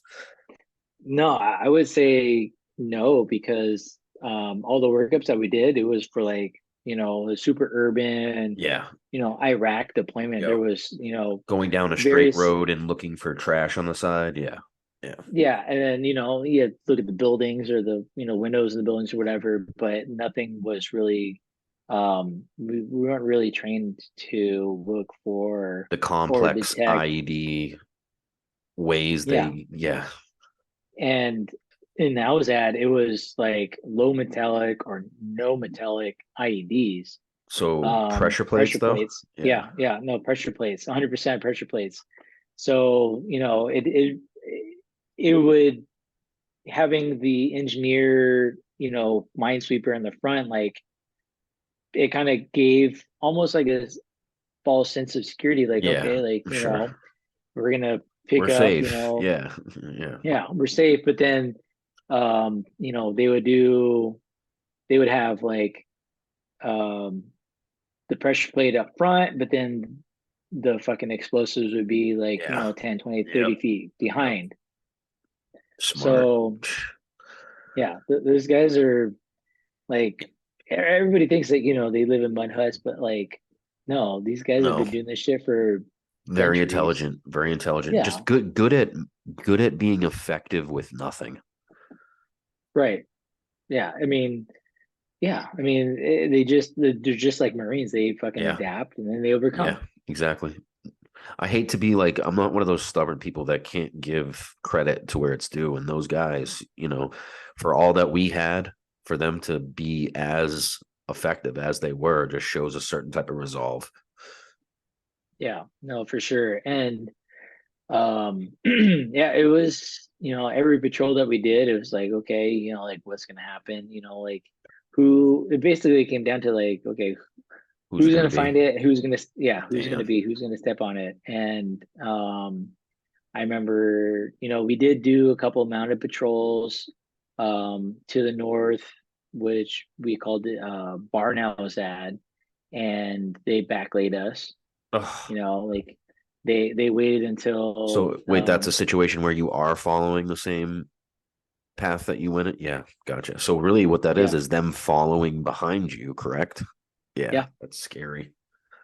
yeah, yeah. They blew up a couple of 7 tons, and then they would try to do like an ambush. And yeah, like that was their, at that AO, like that was their, like the PTPs. Taliban. Yeah, yeah, they would do a fucking IED with a complex ambush. Because And really, man, that's pretty effective. When you get hit with an IED, it causes chaos. Comms are down. You don't know who's really hit. Everyone's running to help. That's the perfect time to open up on. right, all right. And then at that time, we were running with Humvees with, you know, side armor, Yeah. but no Under Armour, right? Ugh. Like, so like the Humvees that we employed, it was like basically Iraq. Yeah. Uh, you know, basically Humvees that were um, made for Iraq, like, light arms Buildings. fire, Yeah, yeah, yeah, yeah. yeah, medium arms fire, nothing really for IEDs. And so like that's what our, mounted vehicles were like. It was just, up armored Humvees with no Under Armour. What would you And what would you say was something that you learned quick being a young Marine in a very kinetic environment like that? don't be in a Humvee. Yeah, for real. Shit. I mean, that's Yeah. not a good feeling being mounted and being stuck in there, dude. These you're talking about the trucks with the heavy ass doors that are up armored on the sides. So really, if you get hit in one of those, it's like, what are you gonna do, dude? Yeah. I mean, he had, you would have tons of armor on the sides, on the tops, and nothing underneath. Like you would be, protected from small arms fire, medium arms fire from the sides, but it would never protect you from IEDs. So And what we're saying, guys, when you get hit in something like that, it's next to impossible to open the doors. I mean, because they're either yeah, jammed shut with who knows what, yeah. or they're just Or broken. yeah, I mean, but I mean, a lot of times, like these Humvees, they get hit by IEDs. It's a catastrophic right in the Yeah. middle. Yep. Like, you, What do you do? there's Yeah. a very low chance of survivability from getting hit underneath because there's no armor. Yeah, it's great you have armor on the sides on the top, but you're not getting hit from bullets. You're getting blown up from basically inside. Were they using like HME at that point, or was it all? Yeah. No, Okay. yeah, it was all HME. The yellow jugs. Yep. So and so that was like the very between my first deployment and our second deployment with you, like that was a huge difference from vehicle operations or mounted operations going from up armored Humvees that could sustain bullets versus the MRAPs, That must have gave you NAPBs. wicked anxiety, dude, coming from an deployment like that, where you couldn't count on the vehicles coming from going into a deployment where we all kind of thought all our vehicles are good to take at least one hit. You know what I'm saying? Right. Yeah, yeah. And yeah, and it was like, why would they give us these Humvees when they know like we're They're not getting gonna be able blown to take up it. from Yeah. yeah, we're getting blown up from underneath. It's not, we're not getting shot at anymore. We're getting blown up from underneath and there's no armor. And like that goes to say that, the Taliban, like they adjusted, like, Well, you really, know, what is that, dude? That's the Marine Corps logistics not really coming up to par to what we needed to be effective against the Taliban at that moment, and the Taliban took advantage of that. yeah, Realistically. no, 100%. Yeah. Okay. So, I mean, you're coming into the middle of a deployment, dude. I mean, are you guys becoming effective against the Taliban at any point? So, by the middle end of that first deployment, there was like an operation that we did. It was called, I forget what the operation was called, but I know it was towards an area called Dahanas Pass. And it was literally like a valley that known Taliban were using it as a route Okay. to, equip, Traverse. yeah, traverse basically. And so, um, sometime like mid-August, late August, we did an operation down there to kind of like interdict like the travel from the Taliban to go from south to north and back and forth. And just, I mean, the whole operation was huge. It was like we were um, like a battalion plus, and we Damn. had guys getting flown in. We had a bunch of up armored trucks, like real up armored trucks, like MRAPs, mine rollers. We had air support, all that stuff, and we just low rolled down this wadi all the way to where this checkpoint was. And then once we got past that checkpoint, it was just like hell unleashed because they were Really? waiting for us. Yeah, Really? like they had high ground. They Did you had have A&A or anyone with you? yes, right before we did get ANA, like the actual Afghan army, and like I forget, like if it was some, above battalion, I don't know. Like they just like, hey, here's some ANA people, so you can like, they can Blame it join on you and them. the yeah, join them and the populace or whatever. They had their like own trucks or whatever. But like we kind of did our own thing with them. It wasn't just like their thing with us. It was just like that inclusivity type of thing, right? Yeah. Like we wanted to bring like the Afghan people. Did they really do anything? No, they got No, scared and they just fucking exactly. hid. Yeah. Yeah. But there were a good handful of guys in that group that like kind of similar to like our deployment where like there was like you can count on one hand like how many guys are like there to actually like Gotcha. do something, Yeah. Yep. Yep. but a majority no. It was just like two or three, four guys out of like 50 or 60 Yep. that Sadly, wanted to like are actually, dependable. yeah, are dependable. They were a super gung ho, whatever, and like kind of like how Rambo was. Um, we had guys like that, a couple of ANA guys like that were just like super Rambo, and they wanted to fucking help us out. Everybody else is just like, hey, like we're just Bunch of gonna hang hang out and arounds. smoke, Yeah, exactly. hang around and smoke weed. Yep. That's Let us exactly know what when it the is. war is over and Yeah, we'll no come hang shit. out. Yep.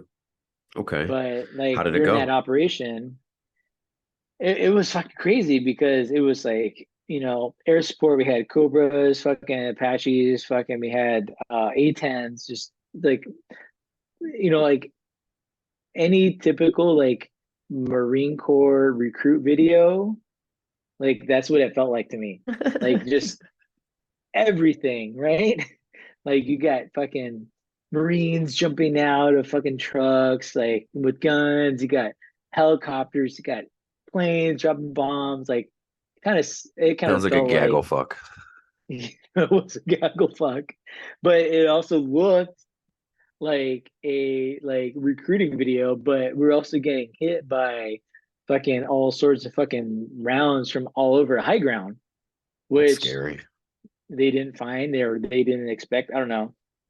So we were going like room to room to room to room, and then we ended up holding this huge complex, but we were still getting hit by recoilless rockets, which I think were 20 millimeter recoilless rocket Some big rifle gun rounds. people. Yeah. Yeah. And so we had to wait till it turned dark. We would send like a unit, like a group of Marines up this hill to go find this fucking recoil rocket, which was even like it was like I don't even know how to explain it. It was like rock climbing almost. Like it Scary. was dumb, but like you have to take out a Yeah. fucking basically like a machine gun nest, Yep. right? And you can only do it at night, like no lights, no red lights, nothing, just like pure Oh man. darkness. Like people are breaking ankles, like just fucking in the thick of the shit. Yep. And I remember there was a couple of times where we would well, let me backtrack. So like the first like couple days, like the first 2 or 3 days, like we had Marines on the roof of this complex that we held, and they were just fucking in the shit, just fucking like 240s, 50 cals, The just crew serves fucking, were chirping. Okay. yeah, just on the fucking roof, just fucking almost like a like 270-degree like field of fire. Like, Gotcha. hey, Guns are your talking. targets are, yeah, Yep. guns, yeah, yeah, talking guns from here to there, like any windows that you see fucking enemies at, because I mean we kind of had high ground um above the little town that we were at, and there was like one little castle building that we had some fucking 8K rounds coming from. Sent a fucking rocket through there, Oh shit. blew the fucking tower off, like blew it up. So like the first 3 days, it was just like there was no lag of like outgoing fire from us, and there's also like no lag of like RPGs, like AKs. It was just like back and forth for like the first 2 or 3 days. Oh But shit. then that's when we realized like, okay, like we're getting hit from like sniper rounds, fucking recoilless rockets, like up high because we're in a valley. Damn. And so we started sending a couple units up one side to go find wherever this recoilless rocket was being fired from. And I think it was like the fourth or fifth day, like I got my squad, we got sent up there, and it was like basically, um, prepare for being out here for 2 or 3 days, like water, food, like MREs, whatever. And I, at the time, prior like to this whole operation, I had like this 20 power scope that I bought just, I don't know, just to have, Yeah. just to have. And so when my squad got sent up to excuse me, to this hill, I Put was that just bitch fucking on there. scanning. I Oh, was okay. scanning up this fucking mountain left and right, just like, on glass. And then I remember seeing this fucking huge fucking barrel. Like Oh, it you was found it. probably like, Shit. yeah, it was like 3 or 4 feet long. I remember it, I mean, it kind of stuck out. I didn't see like any enemy or whatever, but like it was like super brown and um just the color of the barrel wasn't like it was very obvious. The Huh. color of the barrel was like a rusty brown. The rest of the rock was like light gray, like kind of granite. And so like I did like a Hesse sketch of like what I saw. I didn't have, or we didn't have like a laser rangefinder or anything. So I just fucking like I sketched what I saw from my spotting scope, and I fucking sent it down with like the other guys that are going down the hill, and I'm like, hey, like this looks fucking out of the norm. We weren't receiving anything at the time, but I sent it up, and then um it fucking somehow it got to some higher ups, and then they ended up doing like a fire mission, dropping some fucking bombs from some fixed Some high wings. Mars. Yeah, and then they sent a separate team up even further to go Get some scalps. do, yeah, basically, yeah, to do a BDA, battle, damage assessment on it. There was nobody around, no Taliban, whatever. They fucking came down with like this fucking gun was from like a Russian submarine. It was like a 20 millimeter cannon, For real. and it took like 6 Marines, Damn, like it's a side, like big shoulder to motherfucker. shoulder, holding it up. And yeah, like Shit. I mean, I don't know if that was like the specific gun that was shooting at us, but like I found that they brought it down. But I mean, Damn. yeah, it was fucking it was crazy. Like I said, it was like a Marine Corps commercial. We have like all this fucking air support, fixed wing, helicopter, fucking everybody was shooting all the guns, Isn't it rockets. wild when you see it all come together, dude?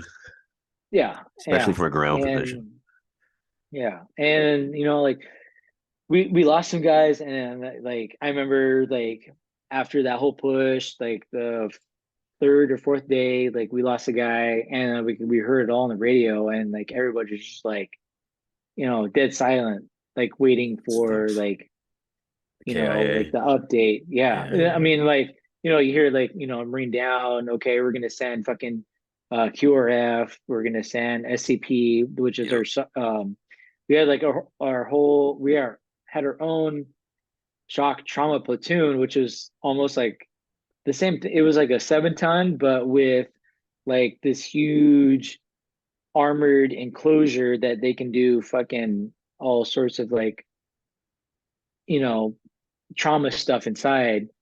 They called like the 9 line, everything airship, brought took them, and then like it was just like everybody pulled back, and then it was like quiet for like a couple hours, and then like we heard in to make it, and it was just like Damn. fuck, dude. It's a Like, tough and one. like that battle was crazy because you can see fucking RPGs just fucking Oh, flying, that's scary, dude. I don't like RPGs that. flying, fucking tracer rounds flying, like incoming, and fucking the ANA just fucking Outgoing launching. or trying Yeah, to do. Yeah. in this fucking like in this it was like a fucking tree. It was like a fucking apple orchard type of area. Like just you can see fucking tracer rounds going out, RPG rounds going out. tracer rounds coming in, RPG Oh, rounds coming in, and then you just fucking hear that on the radio, and everyone's just fucking going silent. Like, well, we can't fucking. It was nighttime. Like, that's we can't scary. we can't lay cover fire because we don't know No, where you're you have at. no idea where You you're know, shooting. Yeah, exactly. yeah. Huh.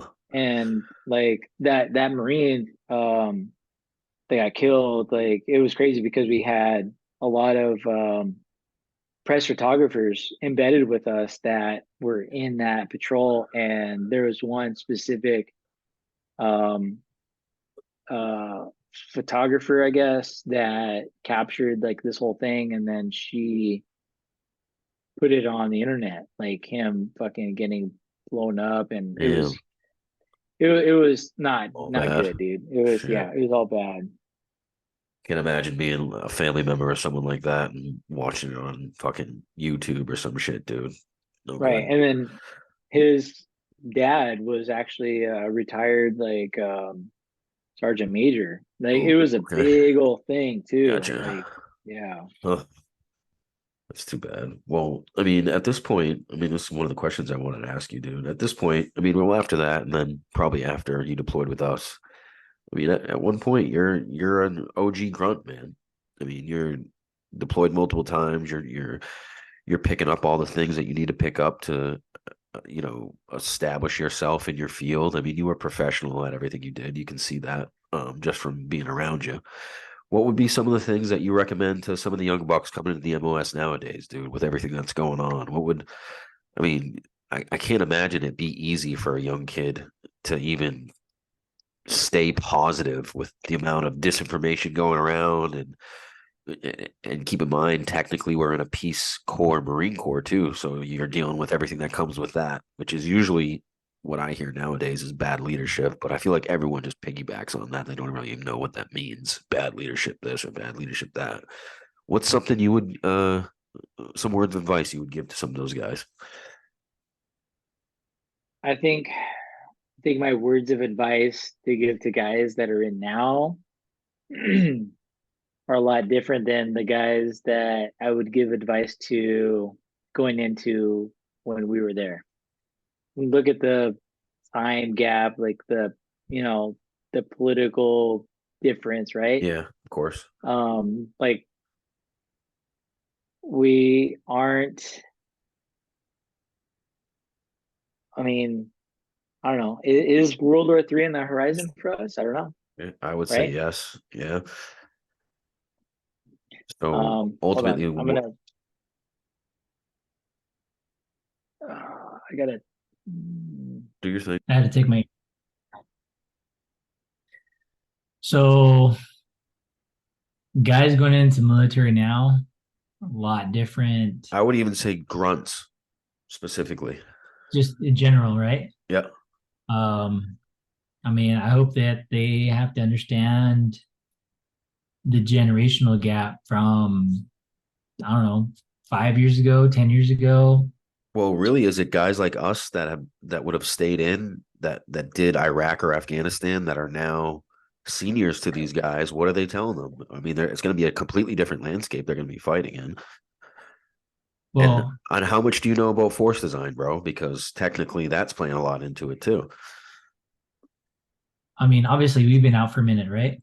So, I mean, think about guys that we knew when we were in that are still in, like That's Raph, true. That's true. That's true. right? Good point. Like, I think he's a gunny the last time I checked, No, no, right? no. Up a little bit. He's pretty Uh, sure he's a mass sergeant. is he? Yeah. Okay.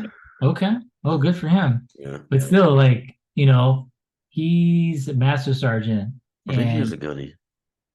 I don't know. One of the two. Go, keep yeah, going. like, yes, like at least a gunny. I knew the last time I said it, like last time I saw it, like at least a gunny, master sergeant, somewhere around there. Like, and he has 17, 18-year olds under him right now. And like I said, like we've been out for a minute, but like guys that are trying to get into the Marine Corps right now, like what do you think they're trying to get into the Marine Corps for right now? Yeah. Not action. No, definitely not. No. Yeah, I hear you. Maybe uh college benefits. Maybe they're Most trying to do definitely. that change. I don't know. We laugh, but that's very prevalent, dude. They're paying for it. Right. Yeah. Yeah. And I mean, I don't know why. I mean, unless you're talking about like the specific like current events with what's going on in, you know, Palestine, Israel, like outside of that, like what's the military doing right now? Nothing. Yeah, it's true. That's tough to be in at that time, dude, because ultimately the only thing you can tell a young Marine that maybe has a couple guys under him is to be as professional as possible and try to just be effective at what your job is. And if it's being a grunt, I mean, disass all your weapons, you know, know all your shit. If it's someone else from a different MOS, just be good at what you do. I mean, there's really nothing else you can tell these people. Yeah. Because I mean, outside of all that's going on in the current Middle East conflict, like it's a very good time to do a lot of training, facts. right? You have the time to do it now. Yeah. Yeah, no, but at the same time too, like if you are trying to catch up to training, like you're already behind the curve. Facts. But I mean, junior Marines, like I don't know what I mean, I'm on social media now, you know, like and it's a lot different. So the social media now with the military is way different than it was when Facts. we were in Facts. 10, 12 years ago. Like Big time. there was, you know, I think all we had was like Facebook. There Yeah. was barely Instagram. Like Instagram was like food pictures, right? Yeah. Yeah. I was never on Twitter. I'm not on Twitter right now. Um, I don't. TikTok wasn't a thing, No. and but now like you know our military is just like it's a TikTok military. It's a fucking Twitter military. Like you know, like it seems like it's become a joke. And I I hate hate to to say talk. this. I feel the exact same way you do, bro. And I hate to say that to verbalize it, but I'm worried about the next conflict we get into, man. Like seriously, it feels like we are not the same as we were. Um, to me, I mean, maybe I'm judging the book by its cover, but everything that I've seen, it seems a lot softer to me. Yeah. No, And that I worries think me. I agree with you. That worries me. Um, to me, I don't even know how to view this, dude, because I look at current event wise Israel and Palestine, and I look at Hamas, the way they're fighting, and it's almost exactly the same thing the Taliban did when we were in Afghanistan. Yeah. It's you know we use a civilian as a shield and use where they live as a shield, Hmm. fight from their domicile and run away, be effective that way. And it seems like that's exactly what Hamas is doing. But that's once again me judging a book by its cover and just telling you on what I've seen. But who knows, man? And ultimately, China is somewhere on the strings. Right now, we have aircraft carriers out by Taiwan in the Mediterranean Sea. Ultimately, it has me worried because we're so spread out, dude. If there was any kind of, and I don't know how much you paying attention to the border crisis, dude, because it seems like everyone and their mother is coming up through the border now, and Yeah. I feel really weak where we live, honestly. Yeah. I mean, you're still in Massachusetts, right?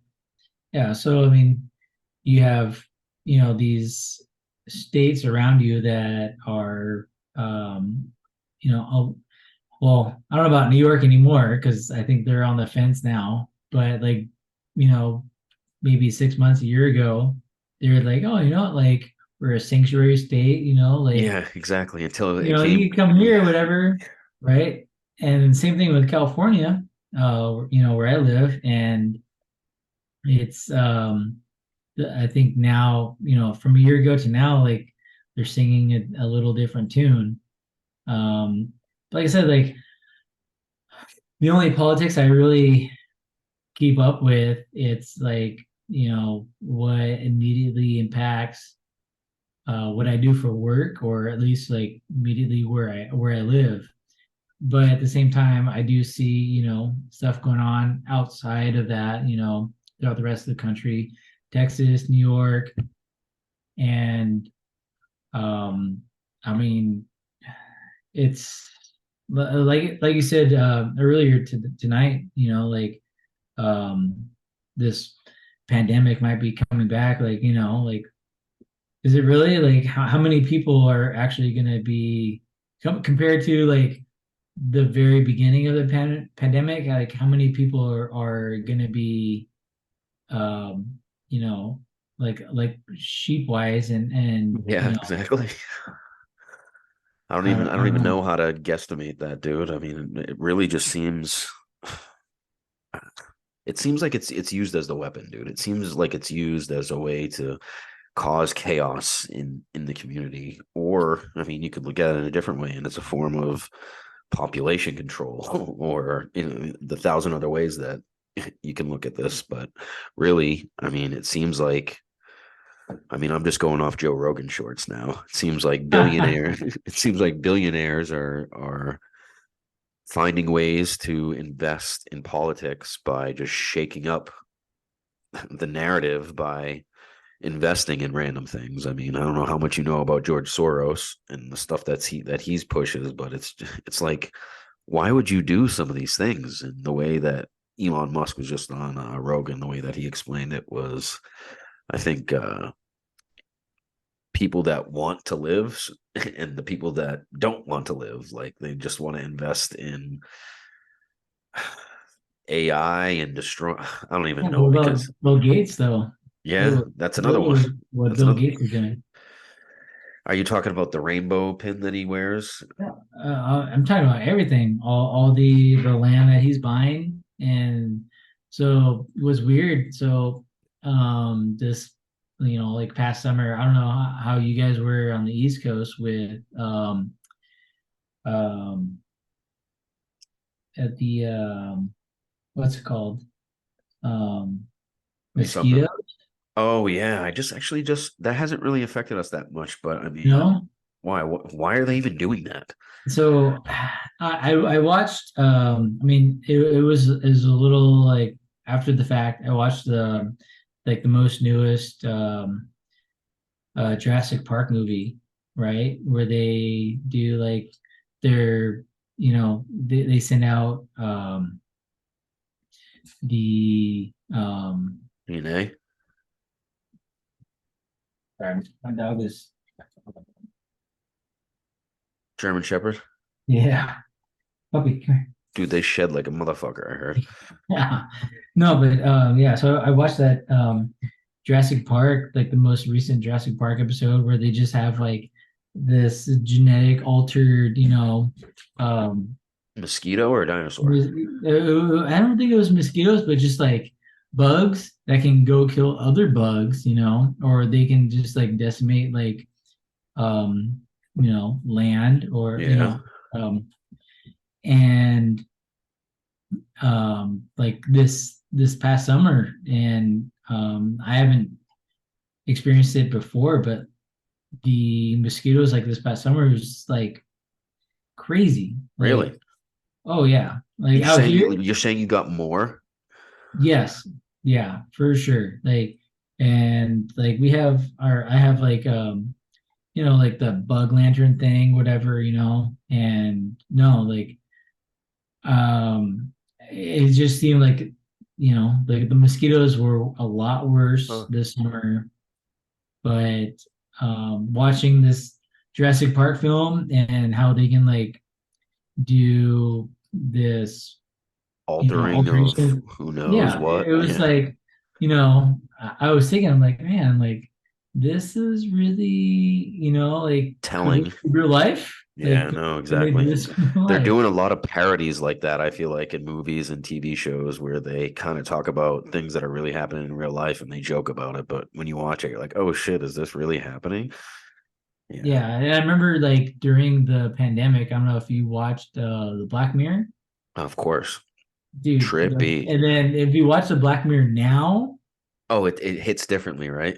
it Yeah. hits differently. Yeah. Like Yeah. you watch it now, Did I and just then live you through think this? about like Yeah. last couple years, and you're like, oh shit, Yeah, exactly. It's creepy, dude. like how It's did these creepy. people know? I don't know, dude. Bringing a kid into this world is kind of scary, dude. I don't know where we're gonna end up. I really hope this election goes a certain way, dude, because if it doesn't, who knows what's gonna happen. And I feel like everyone's saying that, but I don't know, man. If Trump doesn't get in there, how do you, as a leftist, even if I was a leftist, how do you not look at Biden and what he's doing and like what?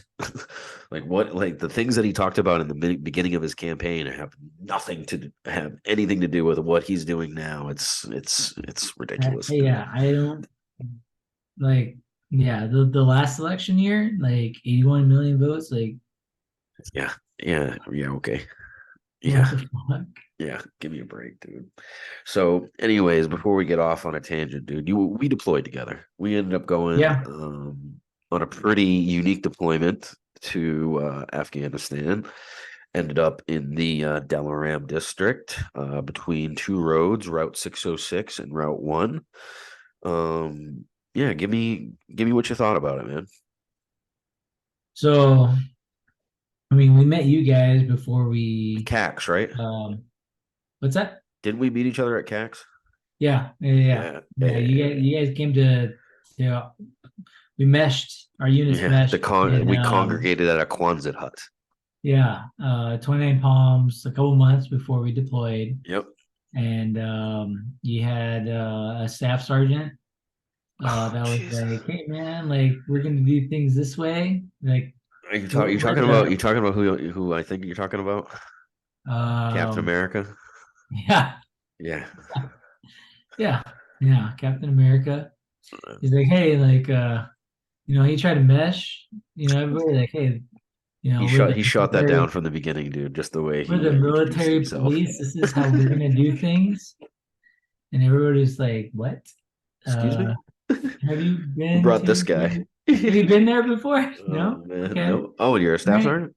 So I remember he was like, all right, this is how you handcuff people? Like, Oh my I've never god. handcuffed people my entire Jesus life. Christ. I Oh don't think we're gonna Jesus. handcuff people ever. How many people did you handcuff during our deployment? Yeah, no shit, dude. All of none. Yeah, so yeah, we all meshed right before. I think the lower guys, we all saw each other and we understood what it was and we all got along pretty well, dude. Honestly, for a group of guys that never met each other, I think we meshed pretty well. Yeah, no. I think the turds kind of congregated to themselves, you know what I mean? And then the guys that did shit every day, we knew what it was, bro. Yeah, Honestly, I remember like, being in Afghanistan prior. I'm like, hey, okay, we're gonna go to Afghanistan again. A lot of you guys have never been to Afghanistan. It's like I tried to bring you up to speed or whatever. I'm like, hey, like well, whatever Captain America. Jason, I was just gonna say to you, I mean, I've been around grunts before, but I'd never deployed with any. And honestly, you, Line Weber, just some of the younger guys, dude, the way that you represented just the grunt MOS and I was actually talking about this on a podcast, Choices Not Chances. A buddy of mine, Ryan, runs it. He's a grunt as well, out of Lejeune, though. But he asked me a question: when was the first time you really worked with the grunts, and what did they show you? And it was really you guys, dude. And it was honestly the way you guys just handled adversity and kept pushing and kept just being effective at what you could control. Really resounded in me. And it just showed me just keep your head down, keep pushing, and you can really get past anything. And just the way you guys just, no matter what was happening around you, just worried about what you could control and kept it going. Just, really, really just showed us that what we were going to be dealing with you guys. And it was really just an eye opener. And I pat you on the back for that for sure. No, yeah, for sure. Like we didn't want you guys to go into where we were going with like no idea or no training or, like just we didn't want to blindside you guys at all. No, exactly what you said with your first deployment. They didn't really tell you what it was. You know what I mean? Yeah. Yeah, and like I didn't want it to be a repeat of not necessarily how my first deployment was. It wasn't like a complete blindside where, like my seniors um kept it secret because it was blindsided to everybody from my first deployment. Like, hey, we're not going to Iraq anymore. We're going to Afghanistan. So I kind of wanted to like, once we I met hear with, you. you guys, your team, we're like, okay, hey, like this is how we did things over there. These were our SOPs. We're gonna try to, utilize the same SOPs, but obviously, things change over time. But there was I wouldn't say that there wasn't a lot of butting heads No, with, no, no, no. with your team. No. We I think we all fit into little Yeah. groups where we found ourselves most effective, and it went pretty smoothly, dude. Honestly, dude, I mean, from when we got to the patrol base where we were at, it didn't really take us long to plug right into, the positions that we were going to be in. You know what I mean? Like our mounted convoys pretty much ran 2, 3 times a day and kind of kept the same positions that we were going to be in throughout the deployment. And I think it went pretty Yeah. smoothly, man. Honestly, there's not a better feeling than like when everyone really gets together, finds their position, and it starts clicking. You know what I'm saying? Like it really Yeah, starts for sure. progressing. Like, so what did you think about the AO we were in, man, and what we were dealing with over there? So, um, it was different. It was really different. Obviously, like before we got to Delaram, obviously it was unorganized, right? Yeah. Like Oh, big we had time. we had to We figure had out no idea what we how. were doing. Yeah. Yeah, we had no idea what we were doing. Like we had to figure out how we were going to get from A to B. And I remember, we got sent to motor pool and we're like, okay, like go find some trucks. Oh, that's you were the guys that went to the motor pool to pick out our MAT Vs and our MRAPs? Yeah. Yeah. And it was like, okay, like, all right, you guys are gonna go from, here to there. Um, go, go pick out some trucks. And we're That's like, what they told you. yeah. And we're like, well, I've never been in a fucking MAT V. Like, we had to do specific training for the MAT Vs and MRAPs before we can actually leave. Yeah, exactly. And I think that was like right around Thanksgiving. We were at Dwyer, Yep. and then You remember that fucking convoy all the way to Dwyer, dude? It was like 8 hours. Yeah. no, it was like 16 Yeah, it hours. was We went bad. like It 20 was bad. miles. Oh, Yeah, 20 miles at what? 10, 20 miles an hour? right. And I remember, Were you yeah, because driving for that? I was a VC for Bishop, and I had MRAP. G gun. Oh, I gee. had Oh, boy. at the time I had Doc Garner, Jeremy, and it was just like we're When going. did he drop out? So we convoyed from Dwyer to Leatherneck, right? And then we were at Leatherneck for a few days, and then he had some Shrapnel or something, right? pre-existing. Yeah, he got fucked up from his first deployment where he got blown up, got shrapnel, whatever. And then I remember he had complained before we even got to Leatherneck when we were at Dwyer about his hand. Like he didn't have full Range of motion. feeling, yeah, range of motion feeling. And so Garner, Jeremy, he wanted to go to like sick bay, and then he told me and Kyle, he's like, "Hey, I'm gonna go to sick bay. Like I'll be back later, whatever." And this is when we were already in Leatherneck, Gotcha. and that was like The late last you saw in the him. afternoon, and then like 4 or 5 hours later, like he never came back. Oh, We shit. saw Because I remember Barker. he just disappeared, dude. Yeah, no, yeah, we saw Stetson Barker, right? And we told him like, hey, like Jeremy was fucking feeling weird about his hand or whatever. He wanted to go to sick bay. Um, he never came back because we had like that fucking checkout sheet or whatever in the hooch. And so me and Kyle, we went with Barker. We were fucking wandering all around this entire base, Oh, like from COC to COC. Like it was huge, and we're trying to find fucking Jeremy. And then we ended up at some big fucking COC, and they made a phone call or whatever, and they're like, "Oh yeah, your corpsman's in emergency surgery over at yeah, Bastion." yeah, Which was the British side yeah, of Leatherneck, right? yeah, And so we're like, what the fuck? yeah. And then so me and Kyle left. Barker stayed there, I'm pretty sure. And then they told him like, hey, yeah, he's not like Not he's not come gonna back. go you on the Yeah, deployment. yeah. Like he's Fuck. I mean, for the lack of a better term, like combat ineffective. Yeah. And And so then Martin showed up when we for got back. us, Yeah. yeah, for us, that was like a huge fucking Yeah, like you guys were nuts. boys. Yeah. Yeah, yeah, because yeah, we were all fucking close right before we left Afghanistan, and then that happened, and then we are like, What the fuck? well, yeah, yeah. I mean, we were so confused, like we didn't know what happened or what was going on. But Wild. then And then we got eventually Martin. we got Doc Martin. Yep. Who was also solid. Yeah, no, for sure, solid. Yeah. Yeah, not So not that plane, not that plane. Jeremy's, work or anything. oh no, he was definitely a Personally, stud, dude. Yeah, Jeremy knew what he yeah, was doing for sure. But yeah, yeah, sucks what happened for sure. yeah. But anyways, we ended up with Martin and we kind of settled in as a team, man. Yeah, I mean, did you hear me and Donnerstag talking about you in the bazaar when we were chasing the kidnappers or whatever, and you fell into that Kidnapper, yeah, yeah, whatever they were. Wild, yeah. dude.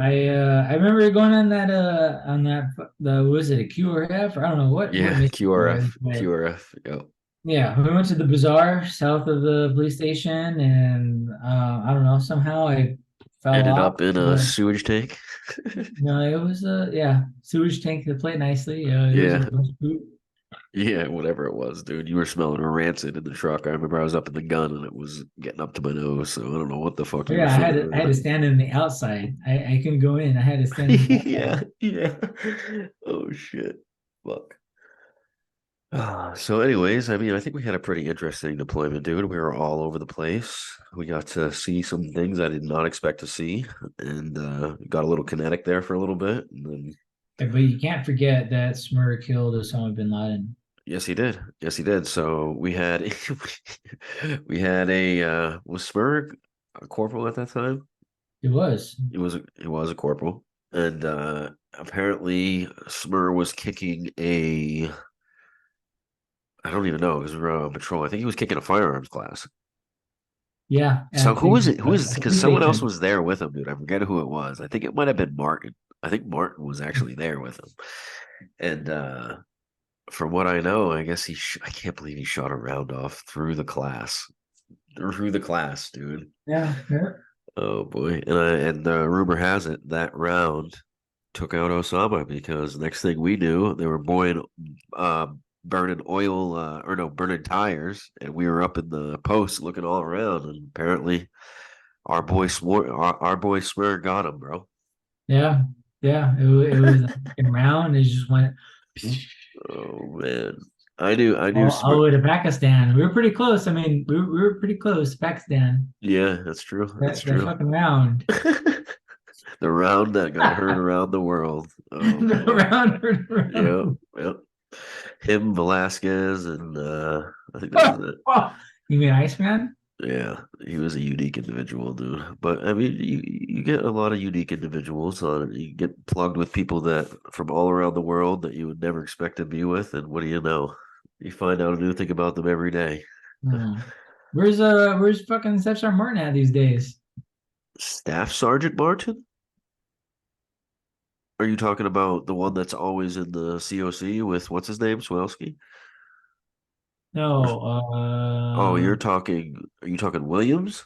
oh yeah, there you go, him.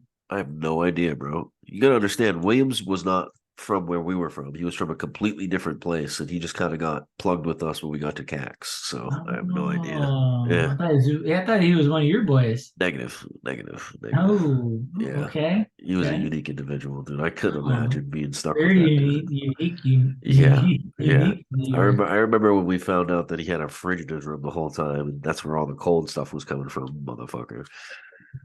Oh shit. Cold. Anything Oh, okay. So cold. Sergeant Martin was Sergeant Martin, Sergeant Swalesky, and Staff Sergeant Williams and Staff Sergeant Parker. Barker were the only pretty much NCOs Yeah. or sergeants or staff NCOs we had. Then we had what? We had Leclerc and Cervantes. Good old Leclerc. Good old Leclerc. Oh, I would, dude. I was in the room when fucking Cervantes put Leclerc in the chokehold, dude. That was a good night. Yeah, I wish I would have been there. yeah, that was funny, I would have dude. been there. Yeah. Do you remember? Do you remember when Smur and what's his name went at it? William Johnson. Johnson. Johnson. That was the Yeah. punch heard around the world, dude. Yeah. I have never seen such a big guy fall. Yeah, Oh, yeah. boy. Smurf's a bitch. At that time, I knew that it didn't matter how big you are, dude. Nope. Does not matter. Nope. They'll No. always fall. You know, it was good times, dude. When we played football. Yes. Fucking Yes. You on the gotta side. yeah, you gotta let steam off every once in a while, dude. And we had a nice little rock field where we decided to play football. Actually, what about the mud fights we got into, dude? The mud fights? You don't remember that, dude? No. Were you not there for those? Oh, you definitely were, dude. I remember seeing you covered in mud, throwing huge piles of mud at people. Yeah. We In were the always, compound. no, no, no. It was at I think one of the patrol bases that we stopped at. It was when the trucks were just covered in mud, flinging mud everywhere, and we just decided to stop and start. We didn't have snow, so the next best thing was mud. Yeah. Yeah. Do you remember? The one only time I remember being at a patrol base. You, me, fucking Fry, That Morrison. honestly was the best times, dude. When it was just like us guys at the patrol base. No, I was I on a think it was couple just of them like with 4 you, of dude. us, Yeah, we and always then there would. was We like always would 20 fucking volunteer. Yeah, AHP. that was the best, dude. We definitely saw some shit back then, dude. We saw some interesting things. It was Yeah, cool just being we had with the C wire set up, but then the fucking dogs were like coming in through the C wire. with like arms and shit in their mouths, dude. Yeah. Oh shit. I had a good time, dude. It was definitely an interesting deployment to say the least. Hey, It was. Nick, when are you gonna get your tattoo? I got to, dude. I'm going to soon. I'm sleeving out the whole arm, and that's going to be in the middle. I like it, dude. I like it. It came out dope, dude. I like it. I'll definitely get one done. Did you get names put in it, or did you just put Ghostbusters? No, it's just the fucking it's just Rogue, dude. That's dope. It's I'm gonna Rogue. do that. I'm gonna do the same thing. We definitely have to get everyone else to do it, dude. That'll be dope. Well, I know Cervantes got his. I didn't see Cervantes. Cisneros. Cisneros got Cisneros. it. Yeah. All Yeah, right, he got I'll his get mine. before me. Okay. I'll continue the When are you gonna get tradition. him on the podcast? Soon. He's been ducking me trying to get someone else to come on the podcast with us, but I gotta get him just alone. What's the story? What's he doing? He's a firefighter, dude. Good for him. Doing his thing, yeah. I'm happy for him. Seems like he found his niche. Yeah, I'm Is happy he for still him. up in NorCal? Sacramento. Yes, he Yeah. is. Doing his thing. Seems like he's doing well, so I'm happy to see Good. that. What about how's Lineweber doing, bro? I haven't heard from him in a while. So, dude, I think he's doing great. I got married 2.5 months ago, Congrats. and then thank you. Lion Weber came out for the wedding with his wife, Michelle, and I haven't seen him since I left the island. And it was, I mean, me and him, we kind of keep in touch every now and then or whatever. But yeah, they came out and dude, it was fucking. It was awesome. Good to see It you. was Sure. like Yeah. it was like I haven't seen him since yesterday. It was dude. It was fucking cool. Nothing changed. Yeah. I Yeah. got you. Right back to Dude, yeah. he's doing good. They're doing Good. awesome. Good. They're still Good to living in South Dakota. What about when's the last time you saw Raph? I don't know, dude. It's been Been a while. over 10 years Oh shit. since I lived in San Diego, something like that. I don't know. I just saw Well, him at Donner Stag's bachelor party. I went down and I saw dude, him. I heard he's getting married. Yeah, yeah, yeah. Wild, Dude, wild. Kyle told me he's about to get married. Yep, December 15th. No shit. Yeah, yeah. I'm gonna go crash his wedding then. You should. You Are should. you going? Yeah. Where's it gonna be at? I'll send you where it's gonna be. It's gonna be in Jersey though. Okay, Yeah, December I'll let you 15th. know. I'll let you know. Okay. How's the girl? Dude, I'm happy for him. He's Yeah? happy. He's happy. He's got someone that's gonna take care of him. Yeah. Yeah. He's in good shape. It's just good to see him Good. happy, dude. That's all I we can miss that ask for. fucking guy, dude. I know. I saw that guy 2017. Dude, just to see his ability at finding IEDs, dude, it made no sense how he was good at it, but he was No, just he has like a seventh, eighth Yeah. sense, like just doesn't like make any sense. Yeah. it's that fucking I don't Yep. know, No, I know what you mean. dude. And you know what? It's crazy. Like our deployment with him being there, like he was like 2 years older than me, and I'm like, Dude, I think about that all the time. And the amount of responsibility that he had at that age, dude, wild. Wild. yeah, And he- because he was, like, And he executed it flawlessly. Just did yeah. it I so mean, well. I wouldn't trust like right now in my job, like I wouldn't trust anybody at that age doing what I do. Like I say that all the time, dude. For the it's age that he was, to have the responsibility that he had, he killed it. No pun oh yeah, intended. yeah, because he's Yeah. what 28, No, dude. I think he 29? was like 26. Yeah, Yeah, seriously. yeah, Seriously. yeah. I would not trust like No, no. somebody 10 years younger than me. Like Would you say though that being being a grunt and just being in the Marines, it's really served you in the job that you have now?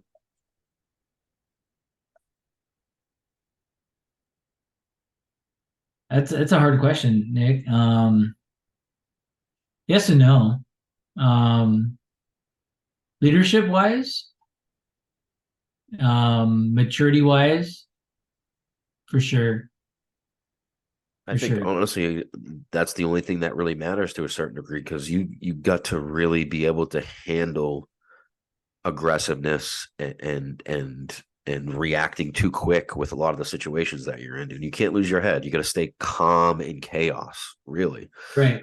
And I think being in a chaotic MOS, especially doing what we did, I think that really definitely helps in situations like that for sure.